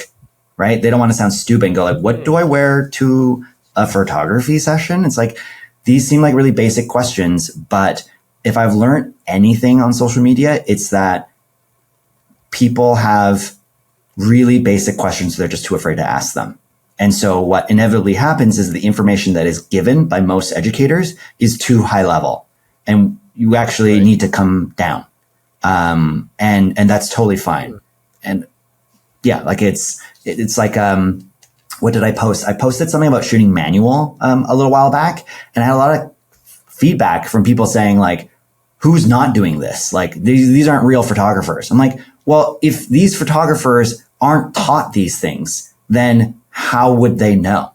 Right? Like you have to learn from somewhere, whether it's a YouTube, like I learned from a YouTube video or from actually, I used to, as a kid, I don't know if these still exist, but like digital camera and in camera or like these British magazines. The magazines. Yeah. Like I learned exclusively from these magazines. They come in like a plastic bag and like, it was like 14, it was so expensive because they get shipped over. And every magazine would have like, here's how to do star trail photography. Or this one's how to do like animal photography. And I would just read these and then go out and practice. But like you got to learn from somewhere, and the new medium is Instagram and YouTube. So the content has to start from somewhere. Where's the on and off switch to a camera? I know that sounds so stupid, but like someone doesn't know, like, right? I mean, yeah, I suppose somebody. Yeah. What's actually before I ask, Miranda Anderson, is that who you're talking about? Yeah. All right. Okay. Cool. I just wanted to double check because she's got very nice images, and yeah, she does. She has links. She suggested shopping links, which is really cool and yeah, very helpful. What's been some of your favorite videos to put out there? I want to talk selfishly. For you, what's been your favorite things? Either you're saying to yourself like, oh, you know what? I wish I knew this. I'm really happy I'm putting this out there so that someone can learn this in particular. Or what was fun to make, or, Yeah, I think I really like being I kind of feel like a whistleblower. Like whenever I get to be a whistleblower, I feel really good. It's not like, I'm not like, there's no tea to spill, but there are, like I love shortcuts. And so like my shortcut videos have done the best out of any of my videos. And I'll be like, oh yeah, like, did you know that if you hit the letter X while you're in Lightroom in crop, it'll rotate the crop orientation. And it's like super simple. But like before I knew that the letter X would do that, I would have to unlock the crop ratio or crop proportions, and then have to like make it go the opposite direction and then lock in the 2:3 or whatever ratio again. And then it would stay. And it's like a lot of work, right? And then I just realized if you hit the button X, it just does it for you automatically. And I'm like, oh, this is like knowing a secret. And so then sharing that secret with everyone, and then people going like, oh my God, my mind is blown. I didn't know you could do that. Like I get so much joy out of sharing something that a lot of people didn't know about. That's cool. I like that. So, right. Okay. I mean, Don't worry, I've saved these videos to our Instagram. oh, thanks. I've definitely got a few of your posts because we've only ever used Lightroom. Being videographers, we only used Lightroom for personal up until now. But now we're sort of doing more professional. We're doing actual photography now. Okay, cool. So we're trying to get to grips with how to use Lightroom properly and in an efficient way. And I've seen your things come up, and I've been like, oh, I'm just going to save that and try and use that next time I'm in the app. Yeah. Oh, so where have you put these, Greg? I want to watch them. Save post. Right? Okay, cool. For Cinemate or? Yeah. Oh, right. Oh, there you go. That's hilarious. That's hilarious. Oh, well, I look forward to seeing your content, Jeff. I look forward to Are you two going to be at Thrive? Are you going to be in Brighton? We are not. We are not, unfortunately. We usually go to the Edinburgh one. Oh, yeah. Right. We were going to come down, but then we realized we've got bookings. Yeah. So I'll be sad to miss you both. Yeah, October seems to always be slightly busier for elopements. Okay. So for in Scotland, so it always seems that when the October one happens and it's down south, we end up missing out on it. I know, it's so annoying. And we have a chat with all the guys, and we're like, "Oh, I want to go." Is it not freezing by October in Scotland? It's freezing all the time, Jeff. It's freezing all the time. It's cold. There's no such thing as the sun here. It's fine. That's why we have whiskey. Heats us up from the bones. While we're talking about Thrive, have you given much thought to what your topic is going to be about, or what people may expect from your talk? Yeah, I want it to be. I hate and love. I have a hate and love relationship with conferences. I love a really good inspirational talk. Like I really do. Like I'm in the moment. I'm there. I'm listening. I'm like, yes, that's exactly right. And then I get home and I'm like, so what do I do? And that happens a lot. And I think what I've kind of not become known for, but just something that I've become passionate about sharing is like, I really want people to become successful wedding photographers. I want them to have a career that is as long as they want and as long as we have been photographing for. And I think longevity comes from always evolving and growing. And also just like being happy, right? You have to be psyched and excited to be doing what you're doing.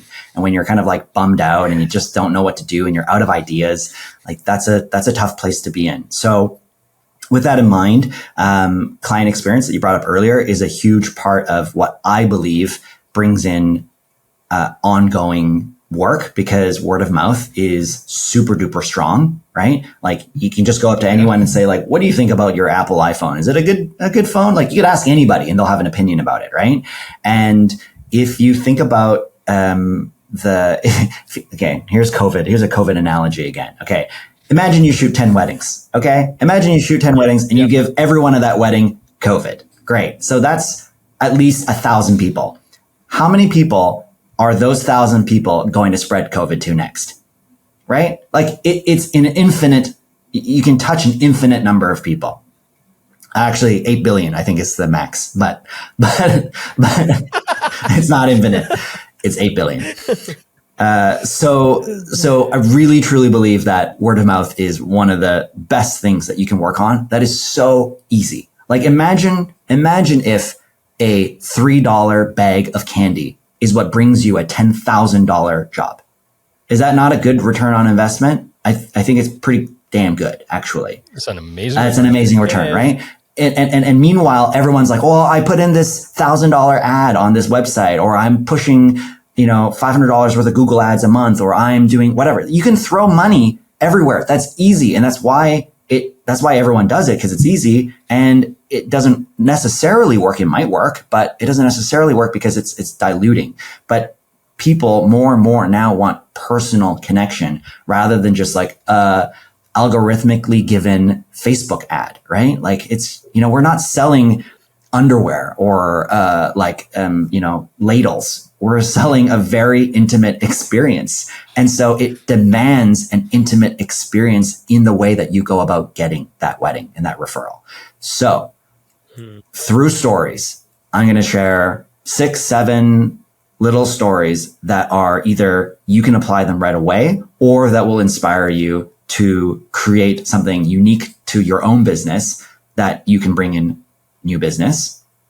And we're also doing a workshop because Thrive is all about like hands-on experience. And so we're going to do a workshop the next day. And a big thing that I've seen a lot of over the last couple of years is off-camera flash and on-camera flash. And I want people to have that dialed in, because the last thing you want to do is like be on a wedding day and be like, yes, I want to do that cool on camera, off camera flash look for this shot, but I only have 10 minutes and I have no idea how my flash works.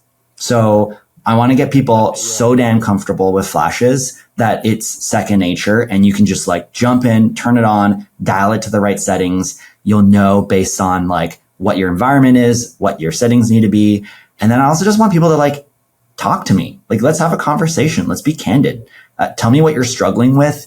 Tell me what you're hoping to get out of your career in wedding photography. And maybe the workshop can end with just us going for a beer or a pint or something. And we can like have a real intimate one-on-one and like figure it out, because I'm not a big fan of like going to big conferences and then you're like, oh, I don't want to talk. He's that famous photographer and I'm too scared to talk to him and blah, blah, blah, blah, blah. Like, no, like for fuck's sake, like, you know, I eat and poop too, you know, like we're like, let's go. Like, let's have a conversation. I'm literally there to educate and to have conversations. And I'm like in my era of wanting to give big time. So like, let's go. Nice. Let's have this conversation. Mm-hmm. I'm supposed to ask you about your experience with pies as well. Lisa Devlin told me that she had a pie with you once, and I'm to ask you about it. I don't know why I have to ask you, but I have to ask you, what was your opinion on pies? Oh, gosh. And what kind of pie did you have with Lisa? Yeah. Can you even remember? Yeah, I do remember, actually. It was like a steak and kidney pie. Oh, okay. Yeah. Classic. A goat. Yes, right. I was like, no, it wasn't a goat pie. It was a cow pie. But no, I understand. I understand now. I was like, what? When you said pie, I thought like you meant like blueberry pie or like cheesecake or something. But no, I understand. Right off. Yeah. No. Pastry and meat. Yes. Okay. So I adore cuisines from around the world, and I love like the weirder the better. I can't say I've tried haggis. Amazing. I would happily try it. Okay, happily. But yeah, I just love the pastry. And then it's like, oh, we went to this charming, where was it? We were at 9 Dots in Manchester. Mm-hmm. And met up with Lisa the day before. And she's like, oh, like, let's go for dinner. And I'm like, oh, great. I want to go to a quintessential British pub. And she's like, she's like a balloon that deflated. Like, oh, she's like, I was thinking like Thai or Indian, but I guess we can go for quintessential British food. And like, we go into this restaurant. It's so cute. It's like a little house. It was called the Black Friar, I think. Something like that. Okay. Right. And it was like on a corner, a cute little house. Go inside, and on the menu, boom, steak and kidney pie. I was like, yes, that's exactly what I want. And it was delightful. Yeah. Amazing. There you go. Lisa, always educating people in the world. Yeah. Shall we get on to show and tell, Gregory? Let's get some images up.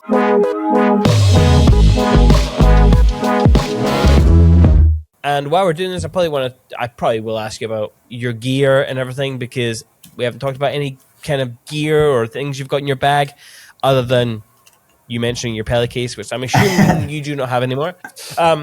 Anyway, so you gave us quite a few images, and a lot of them are almost tackling the same thing that I love to do.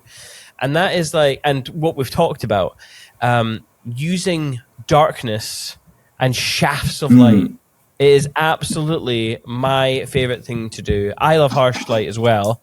And it is quite bizarre because a lot of people are scared of harsh light, which, okay, we don't get a lot of harsh light in Scotland, but when we do, it's aggressive. And people don't know what to do with it. but I just loved this image of yours because it's unlike a lot of your images. Like this is like a big scene. There's a lot of people in this image, and it doesn't always happen like this, but just the light hitting all those people at once. So I'm intrigued because I'm just noticing they've all got their eyes shut. Is this an image of yours that you have taken control over, Yep. or like tell me everything behind this image? Well, their eyes are closed, so I don't get sued for blinding 8 people at one time. You got to think about the liability, okay, guys? You know, this is why we don't do jumping photos anymore, right? When the guys are like, "Oh, can we jump off a log?" I'm like, "No, you cannot." In fact, you can, but I'm not participating. I'm not a part of this. Are you telling me you don't have public liability, Jeff? Yeah, it's not enough. I don't have enough money to cover 7 people's injuries. I can injure 2 people at a wedding. I can't cover 7. So this was very deliberate. This was a wedding party photo or group party photo. And, we do the regular stuff too, right? They were looking at the camera and smiling and all that fun stuff. And I want to make sure that they get some variety. But then we were walking around this kind of an industrial area of around their wedding venue. And there was kind of like an alley, and the light was coming completely down that alley, like perfectly perpendicular to the building that's behind them. And so the building was in shade, and the road was lit up. And so I knew, right? Because that's how science works. If you expose for the sunlight and there's something that's shaded in the background, if it's not painted white, it'll probably show up pretty darn dark. And so I just had them line up. And, one of the things I like to do, again, to help with client experience, is I'll actually memorize all of their names. I don't remember their names at this point, but that is Kiana and Matthew. That's the couple. And I remembered everyone's name. And so I was able to say, like, "Hey, okay, so Jeremy, why don't you turn and face me a little bit? And why don't you turn your head a bit to your right? Okay, Karen, can you stand, facing me? But I want you to turn your head towards the light. Awesome. Feel free to close your eyes if it's too bright." Being able to say their names not only makes them feel good and comfortable, but it also builds trust, right? Because this is a bit of a weird photo. They're kind of like, this is not normal, right? They're just standing like pillars staring into the abyss, right? There has to be a certain amount of trust. And at this point, Kiana and Matthew, they know this of us. They know they're about to get an apartment looking photo, right? And so they're super excited. They're like, "Oh, yeah, tell us exactly what to do," right? And when they're psyched, like, I'm psyched, right? We're just playing. And so I got them all lined up, and I just moved a few people around, and then, take a couple of shots, and there you go. And the editing is so easy because you're just exposed for the skin. Don't worry about anything else. You're going to let the natural phenomenon of them being lit in the background not being lit take charge. So it's actually it looks hard to execute, but it's actually quite easy.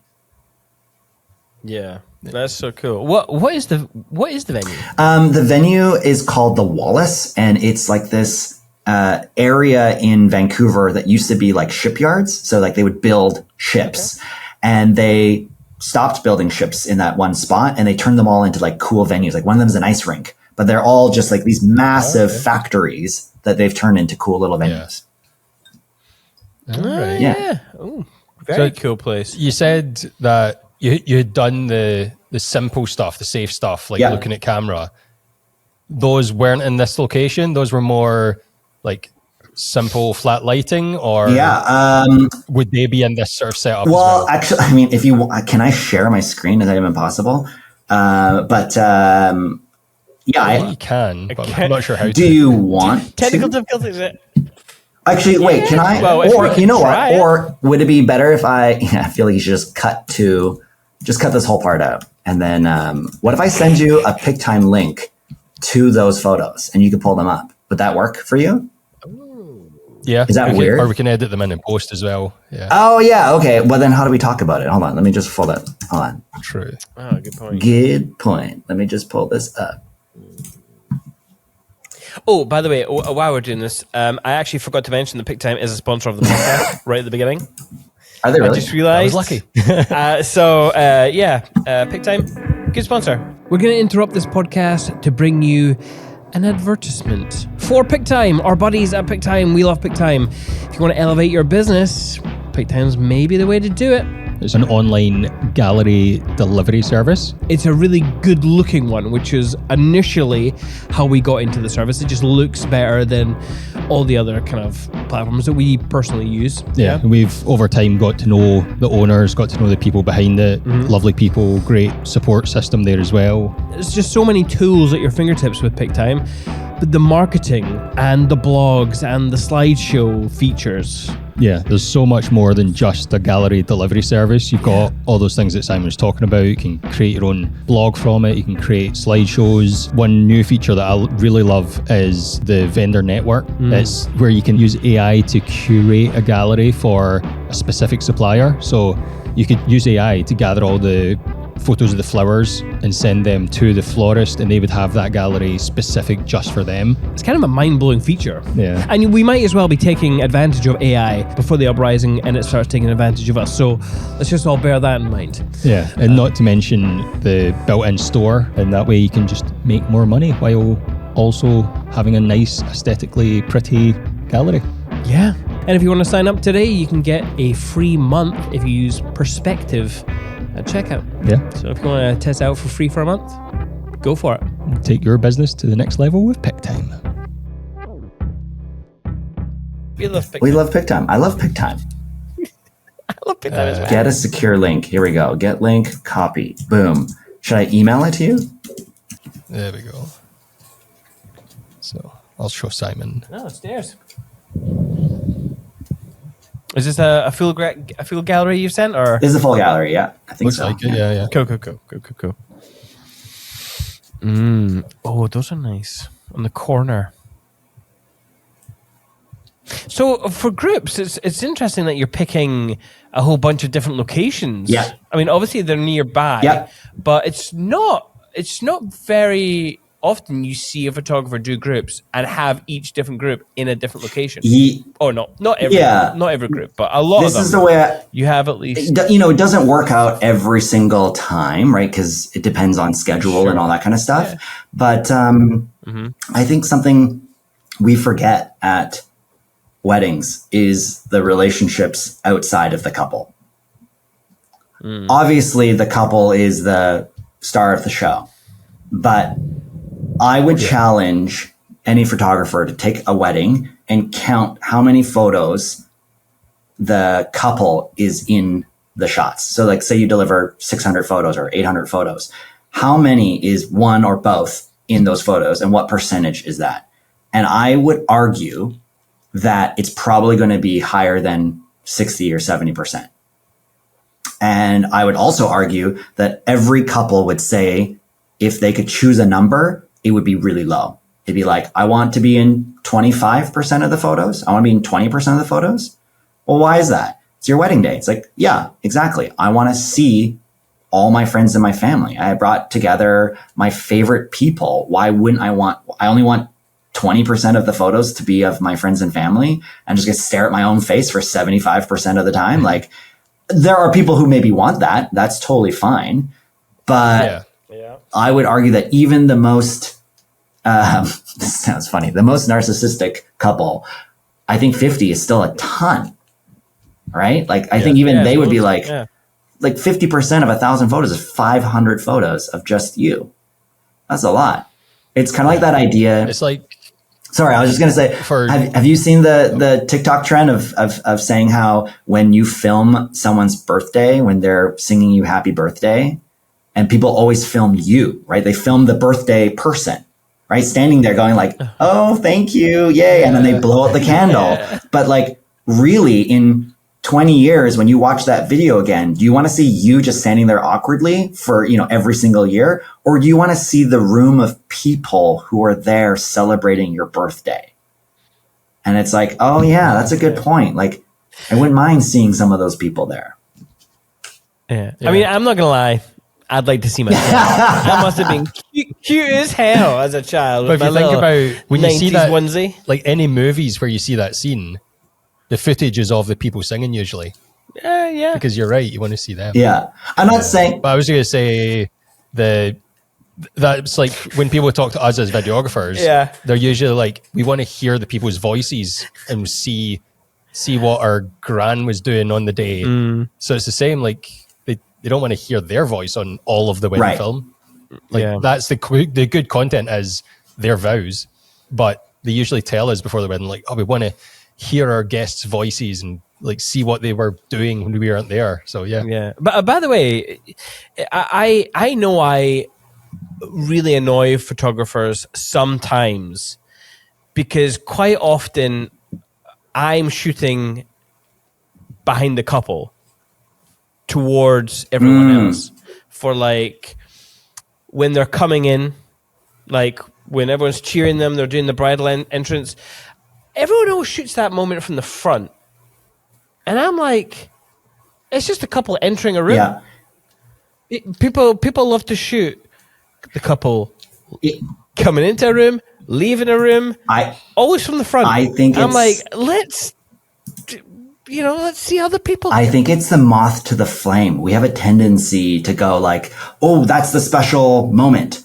And so we just constantly focus on the couple when I think it's really, like, and I'm not saying don't focus on them. I'm saying you focused enough on them. Like you got it, right? Like if you deliver 50% of your photos and the couple's in it, I don't think they're going to complain. That's all I'm saying. Yeah. Yeah, 100%. But yeah, having looked through those group photos that you sent, there is the safer ones where like you've got the bridal party on the pier or the dock, and it's much more safer, but they still have an apartment look to them. They're just not like a signature apartment look. Right, so right. It's apartment light. Yeah. All right, next image. Oh, God, I freaking love images like this. For me, it's just using the contrast of the white and the black. First of all, big fan of black and white. I do enjoy it, but just the way you have broken this image kind of almost you have broken it in half. And obviously bride in the dark because she's wearing a white dress and groom against the white. Everyone knows this image, I am sure, but I do love it when it's done this good. Yeah. Oh, you cut out there for 1 second. What did you say at the very end? I was just complimenting how good you were, Jeff, basically. I think my AirPod died. Hold on, let me just switch. Oh, no. That's fine. I'm sure. Okay, there we go. Sorry, you were saying something about how good I was? Oh, no, I was kidding. Yeah, something along those lines. I don't know. It probably wasn't anything important, Jeff. Anyway, I love this picture. It feels so calm to me. So yeah, tell me, because some people might struggle with this sort of image, and I've seen some photographers, turn off color on the back of their LCD, so they're only seeing black and white images, right? So, I mean, talk to me about why you like this image, why you like how you saw it before putting everyone in place, and if you have any like special tricks that you do with your LCD, you turn it black and white or something. I don't know. Yeah. So, again, it's one of those situations that it's really easy maybe I'm saying easy because it's easy for me. I understand that it's not easy for everyone, but it's not hard to learn, and it's very teachable. This was in their hotel. It was kind of on this mezzanine level of a hotel in Vancouver, and the white side is actually a wall that has a bunch of art on it. It's kind of like a little mini art gallery, if you will. And around that corner, I think is a bathroom. Okay. So, and it just kind of goes down a hallway that is no longer being lit by those kind of art gallery lights. And so it's still lit down there, but the contrast is enough that when I saw it, I knew that it was dark enough that I could create an image like this. And you can see actually that it's not a perfect break. There's actually the wall thickness is there, right? You can see the wall is kind of got I don't know, 5 inches or something like that. And I've done this staggered positioning before where I focus on one person and I use the other person to kind of create a blocking effect. And in this case, it's a bit of a silhouette, right? And so I knew where I wanted to put them. I just needed this break somewhere. And I turned the corner from where they were standing and I saw this little wall and I was like, I think I can make that work actually. And so I just got them into position. I always start by saying like, okay, I have an idea. You're going to have to trust me because it's going to feel weird. Again, they're just kind of standing there, right? It's not a momenty, kind of lovey-dovey moment. It's more like, a work of art. Let's put it that way. And so I got them into position, I lined it up. And honestly, the challenge is the parallax that you're dealing with, right? Because the further away she goes, the lower she'll be perceived. And the closer she comes, the higher she will be perceived. And each couple is going to have a different height, right? Difference. They could be the same height. They could be slightly taller or whatever. And then of course there's me, the viewer. And if I angle down or I angle up, it's going to change the dynamic between their two faces. So I was balancing that. And also they're not standing perfectly still. Like his nose is like a centimeter away from that edge. And he's just standing there and he's got a little bit of that, a little bit of sway. So I'm kind of balancing all of these aspects. I'm definitely using my screen on the back of my camera, of course, to help do that. I've locked in my focus on her and, I don't do the black and white thing. It's not something that I need to help me see the blocking, but I do know that people do it. And I think it's like power to you. Like if there's something that makes your life easier and helps you create, like absolutely do it. How do you do that, by the way, in the back of the camera? I think it's just do you know? I think it's just it's just a feature. I think when you go to your display settings and you can ask it to be like where you change the brightness and stuff. This is on a Canon at least. Or something, yeah. Yeah, okay. Jeff, this needs to be one of your social media reels. How to change your... Just saying. He doesn't. But I don't do it, yeah. Yeah, but he knows how to do it. I'll accept any advice from... So you're Canon. Yeah, I'm Canon, yeah. You mentioned there. You're Canon, yeah. And is this... I mean, to me, it says a 50mm, but I'm intrigued. Actually, it might be an 85. No, I know. What are your focal lengths that you like to use? It could be a 50. It could be a 50, but I'm typically on a 35 prime and an 85 prime. Yeah. Interesting. Okay. You know what? I'm not convinced it's a 35, actually. I think you're right. I think it might be an 85, to be honest. Okay. Yeah, I feel like it is, but I've been wrong. Not very often. I'll give you that. I do. So you actually brought up the wall difference here, and this is going to get really fucking nickety, right? So I'm wondering if in your head when you're taking this image, you are seeing the gray line here, and you're bouncing it between a couple of points, because obviously you've got the light coming on her face. So if you're to make a line, just how do I do that on the TV? Like, you're almost following that line down, even behind her head. Are you doing that intentionally?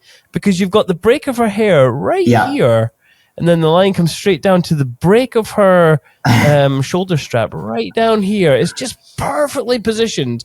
And part of me is like, I know I'm looking too much into this, but for someone who likes architecture and lines, that has got to be intentional, right? So, honestly, this was like 2 years ago. So I can't say with certainty that that's what I was thinking. Well, lie to me. Tell me a good story, Jeff. No, I see what you're seeing, but I can't say for sure that honestly, I think I was trying to balance that, like, that's a lot of detail, but I'm trying to balance their two heads and feeling the balance between, I'm like moving my mouse over the screen as if you're going to see that. But like, the negative space between his nose and her forehead, and then his chin and her nose. That negative space right there is what I'm trying to balance.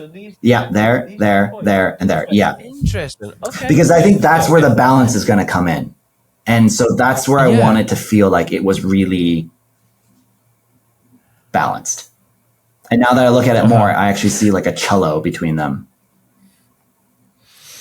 Oh yeah, I like those images. Like, what does your mind say? Are you an inner? Do you see the inner bit, or you just see the outside shapes? Yeah. I see a wine glass. I see I see a wine glass. I see a whale. What? I mean, all right. Greg's forced me. Greg's like, I gotta get home. I got shit to do. I get it. That's fine. I was just gonna say, the reason I like that image is because there are those little details that are just like so well placed, and it's not always the case that you have such well placed elements like that in an image. If I had advice for a photographer to do things like that, I would say that one good photo is better than 5 okay photos. So give yourself the time that it would take you to take those 5 okay photos and focus that time and energy into one good photo. You're going to have, it's a wedding day. It's 10 hours long. You're going to have lots of opportunities. I just think it's very easy to let the anxiety and stress of the day get to you and just end up taking a bunch of okay photos. Yeah. Yes. I mean, the moment of you waiting for an image that you know hasn't happened but will happen, and then waiting for that moment, I think does stress people out a lot. And I feel like that's where your tier as a photographer takes a step. If you're willing to say no to certain images, but you're willing to wait for an image that you think is going to happen and it hasn't happened yet, that makes you a very good professional in my eyes. Anyway, it's another one of these negative space images. I'm a sucker for negative space images. Damn. So just, I mean, it's a very similar vibe. You're using such negative space, and so tell me about this image, if you can remember. This might have been 2 years ago as well. It's a few years ago. That's Jordan. There was a pretty much all black building on this winery, and it had a entrance to I guess probably the basement of this building had kind of like an inset entrance. So imagine like a little cutout in the side of the building, and you had to walk through, and then there was a door. And so again, same thing. The sun was coming in and casting a beam of light, like a kind of a perfect beam of light into the space, but the light wasn't touching that back wall. And so I knew, same thing, right? If I stick the subject in the beam of light and I expose for his skin tones, that naturally that black wall behind him that is not being lit by the sun will immediately go dark. And I mean, it's a pretty I don't want to use the word basic, but like it's thirds, right? Rule of thirds on the side, and it's rule of thirds on the vertical. It's pretty elementary. Yeah, but to be honest, it lends itself to the image that you've produced. The kind of suave gentleman there, like even his pose is quite simple. You know, I kind of go to like, I don't know what to do with my hands. Oh, just play with your cufflinks. Just play with your cufflinks. You're okay. Just relax, chill. You're good. Yeah. That sort of thing. And he has an almost stoic kind of calmness to him. Yeah, he's awesome. Is awesome. Yeah, I think that if we were kind of going through like a photographer's checklist, I would find the spot first. So like, find the spot, know that you're going to get a certain look from it, stick your subject in that spot, and then have them do, I always usually do movement first. So it'll be like, can you just give your bow tie a quick little, and they think that their bow tie is crooked. And so like, oh, okay. And they'll like, they're going to do this. Is that better? Is that better? I'm like, yeah, that's perfect. Yeah. And can you actually just be looking to your left while you do that? And they're like, oh, okay. And it's like, boom, awesome. badass shot of you fixing your bow tie in a perfect beam of light, rather than going, oh yeah, your bow tie thing looks awesome. Okay, but it wasn't a good spot. Can you rotate? And then they rotate, and then like, actually, can you step like a few feet that way? And you're like, oh, okay. And then like, can you do your bow tie again? And then they're like this. And then like, no, it's like moment over. Right. So I think if you can control the environment, figure out the space first, stick them in it, and then start fooling around with the movement stuff. Because when they do something wrong or right, you're ready to catch it and it'll look awesome. Yeah, that's cool. Oh shit, my brain's just gone blank. I was going to ask what's your like culling process like? Because I believe you shoot quite a lot of images on a wedding day. Yeah, so it's unfortunate. How fast are you at culling, and how are you quite good at being like, right, okay, this is the one, I don't need the rest? Or do you over deliver as well?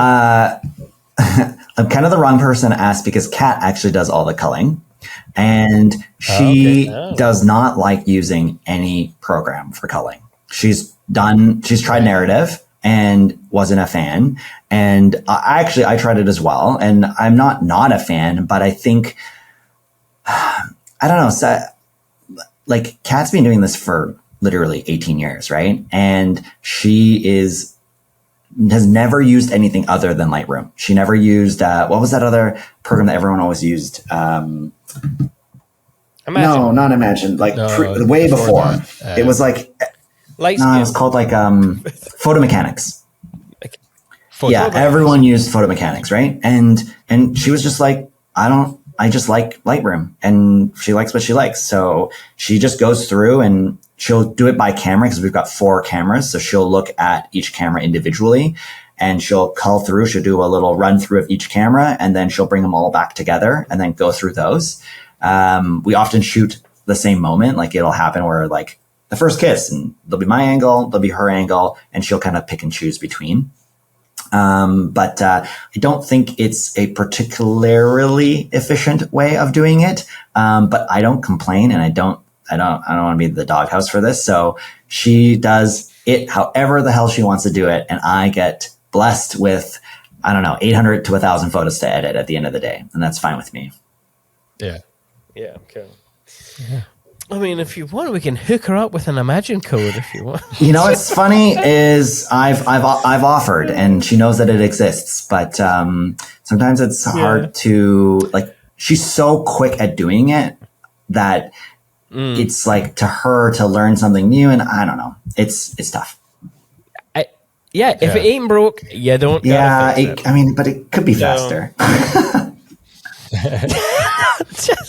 Also, Jeff, you're going to get in trouble. She listens in full to transparency as well, we've not tried the culling feature of Imagine yet, so I don't know. Like, there's a lot of people out there who are saying like, oh, they're stalwarts, and they're like, I couldn't use AI culling, I just couldn't do it.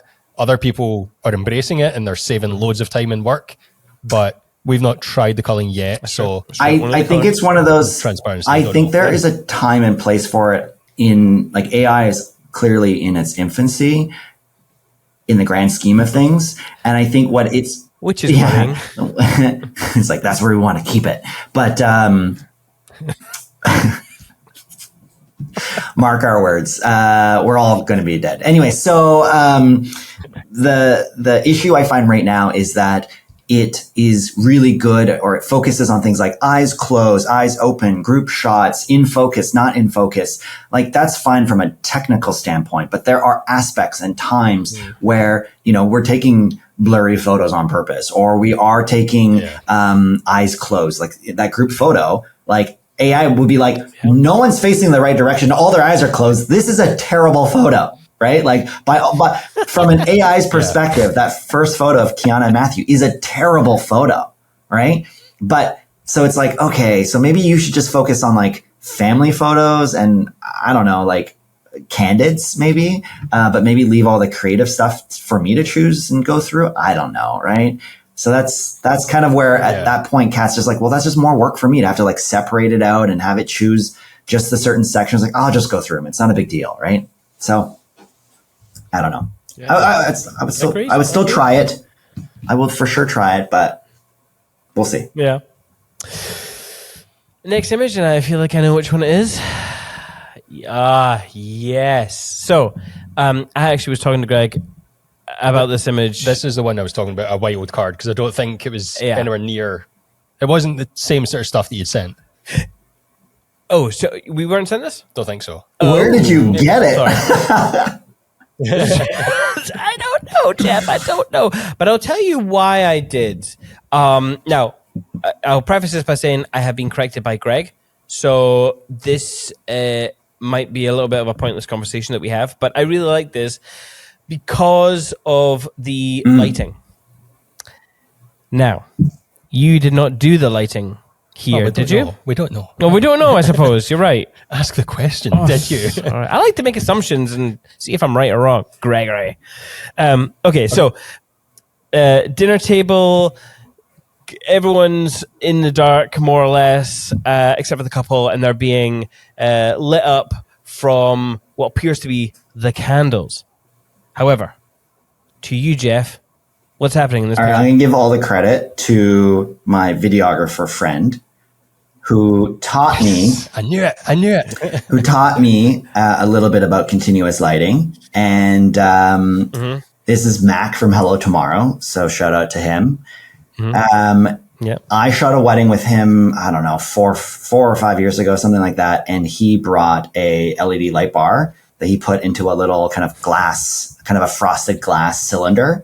And he used it to light up the speeches. So in Canada, I've noticed that this is not a everywhere in the world thing, but we typically have a podium to do speeches at, or like a high top table, and it's never lit, right? And so it's just kind of an ambient light situation. And so videographers like a little bit of key light on the speaker. And so he added this little LED light bar. And he asked me, like, is it cool if I use this? And I was like, you know, it actually saves me having to use my own lighting, as long as you match the color temperature of the room or of the candles, go for it.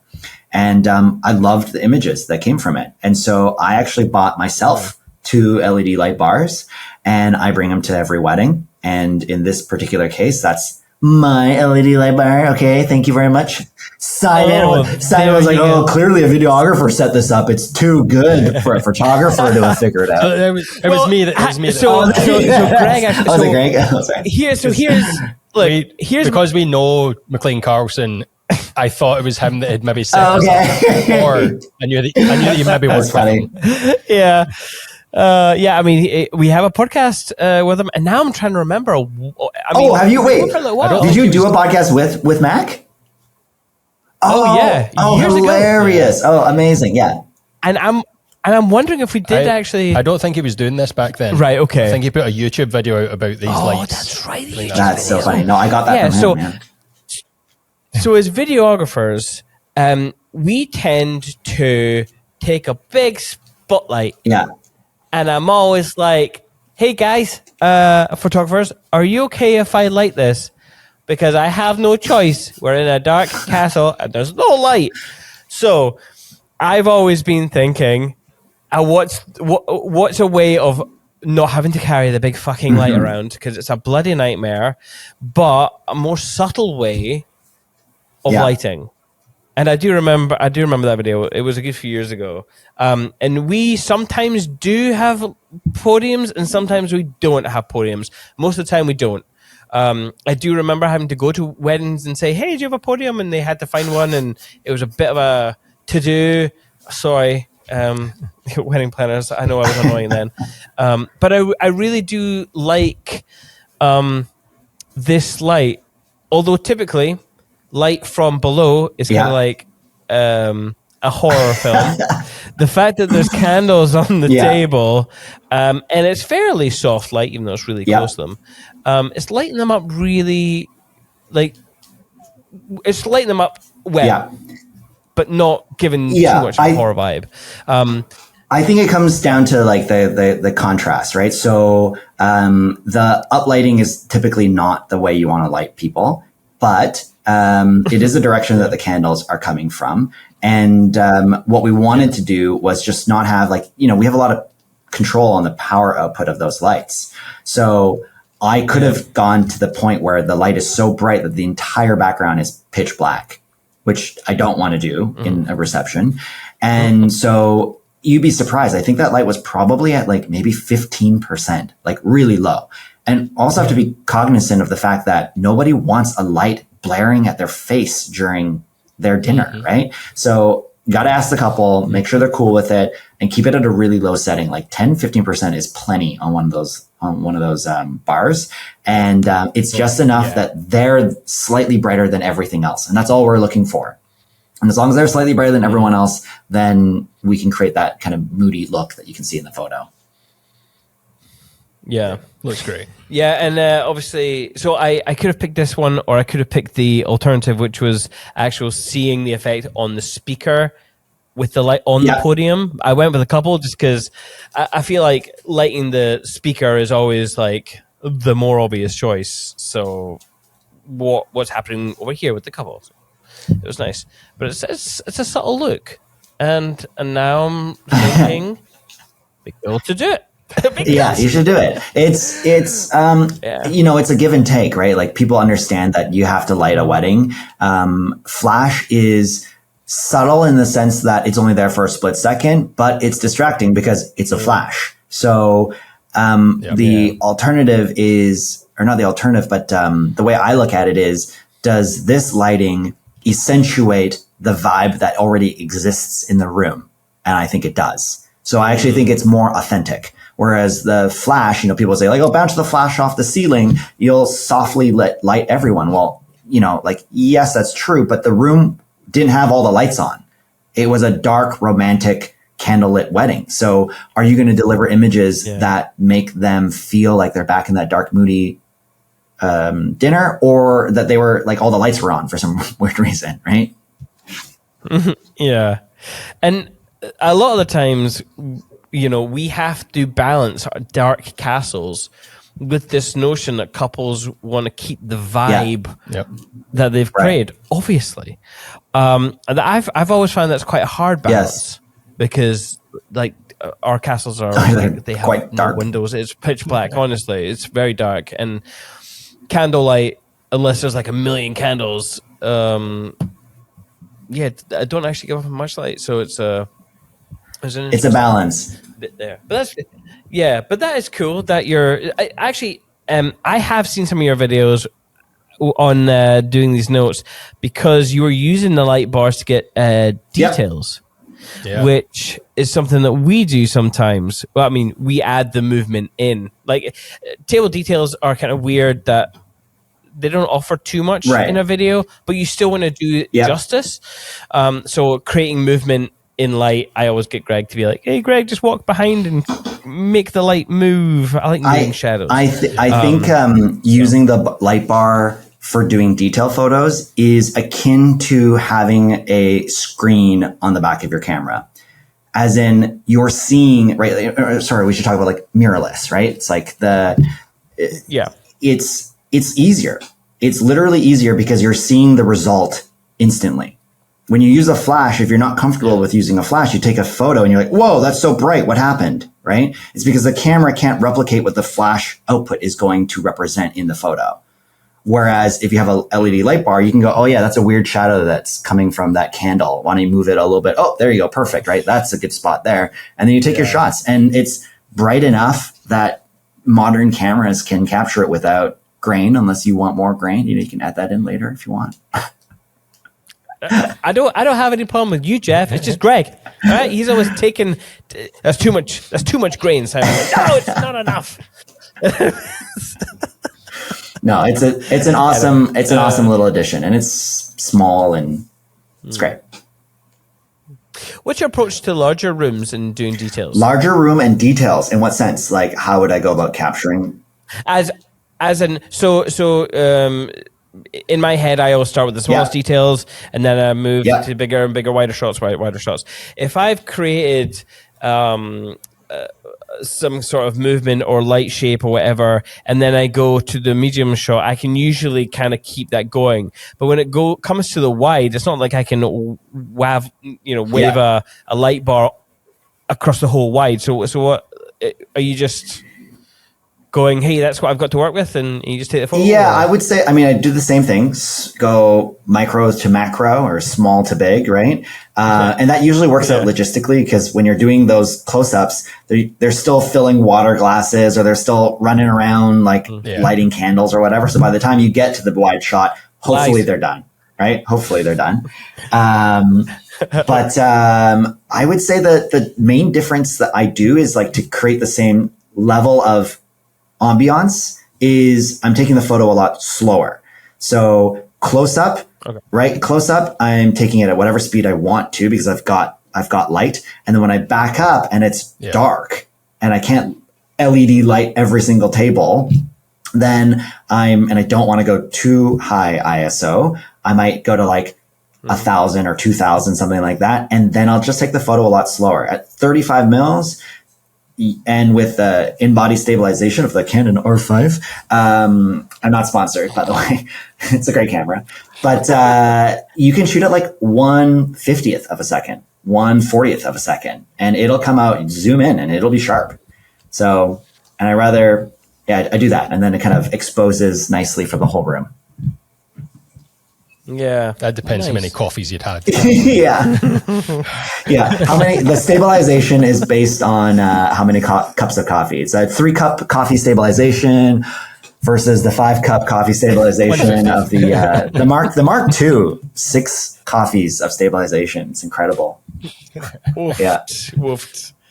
Yes, indeed. All right, Jeff, thank you very much for joining us on this episode of the podcast. We have ran over. Yeah. I'm sorry. It's been fun. It has been fun. I hope, listeners, that you've enjoyed this conversation. Jeff, where can people find you and your work online if they wanted to? Yeah, well, the new website coming soon, theapartmentphotography.com. And on Instagram is where you're going to find all of the educational content that I've been putting out in the Reel section. That's The Apartment Photo on Instagram. And if you want to find me here at home, you just come to Vancouver and Google it, and then you just come right to my front door and be a creep. But don't think you're going to be friends. England sometime? Yeah. When do you come? Yeah. Oh my gosh. So it's October 21st. Isn't that right? I got to pull up my calendar. The event is 22nd, 23rd. Okay. But so let me tell you about all the places you can find me. I'm actually doing a workshop in Florence the week prior with Way Up North. And please come to that. It's really limited seating. I think it's only like 8 or 10 spots. But I'm going to be actually working with Cole Roberts, who's an amazing photographer and the producer of Way Up North. We're going to do that in Florence the week before. And then there's the workshop at Thrive, and of course the conference of Thrive. And then if you're still around the week after that, I'll be in Stockholm doing a workshop.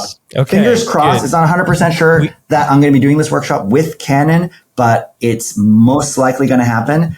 It'll be in Stockholm. Hoping that will work out. But if you're there, come, and that will be a ton of fun. So 3 different workshops. You can meet me in Florence, Brighton, or Stockholm. Very exciting. So we won't see you at Brighton, but we will see you in Stockholm. So that's. Are you going? You're coming up for the 10-year anniversary? We are. Dang! We actually won. We won tickets. No way. So, that's awesome. Which was just a lovely little treat. So I'm very much looking forward to. Oh, that's awesome. I feel like it's been frickin' years. Get your tickets to Thrive. Get your tickets to Thrive. No, Thrive is the one conference that it's going to be very super intimate, the workshop part of it. I really I'm super looking forward to that. It's also the only one where I'm doing my presentation on client experience. So I'm super psyched for Thrive. Yeah. Ooh. And pies guaranteed. Yeah. Pies guaranteed. Oh my! There has been speakers that gave out tequila before, so you could give out some pies. Or I'm sure Jeff could hook you up with some little Lego man. It doesn't have to be your birthday. Anyway, People can find us at perspectivebycinemate.com, on Instagram, YouTube at Perspective by Cinemate. And we are Cinemate Films everywhere else. Are you ready for Thrive? Because if you're not, you should get ready for the... Sorry, Jeff, are you ready? Wait, were you talking to me or talking to the audience? I was about to do a little... Oh, I'm so sorry. I'll be quiet. It's fine. If you're not ready, you should get ready to see Jeff for 2 days. All-Star Wedding Photography Conference, taught by 6 phenomenal speakers, 22nd, 23rd of October at the Leonardo Royal Hotel in Brighton. The best industry sponsors, small group sessions with the speakers, beautiful portfolio content for sure. You get lunch and snacks. Brighton's cool. You get some goodie bags. You hang out with your industry peers. Did I mention snacks? I think I did.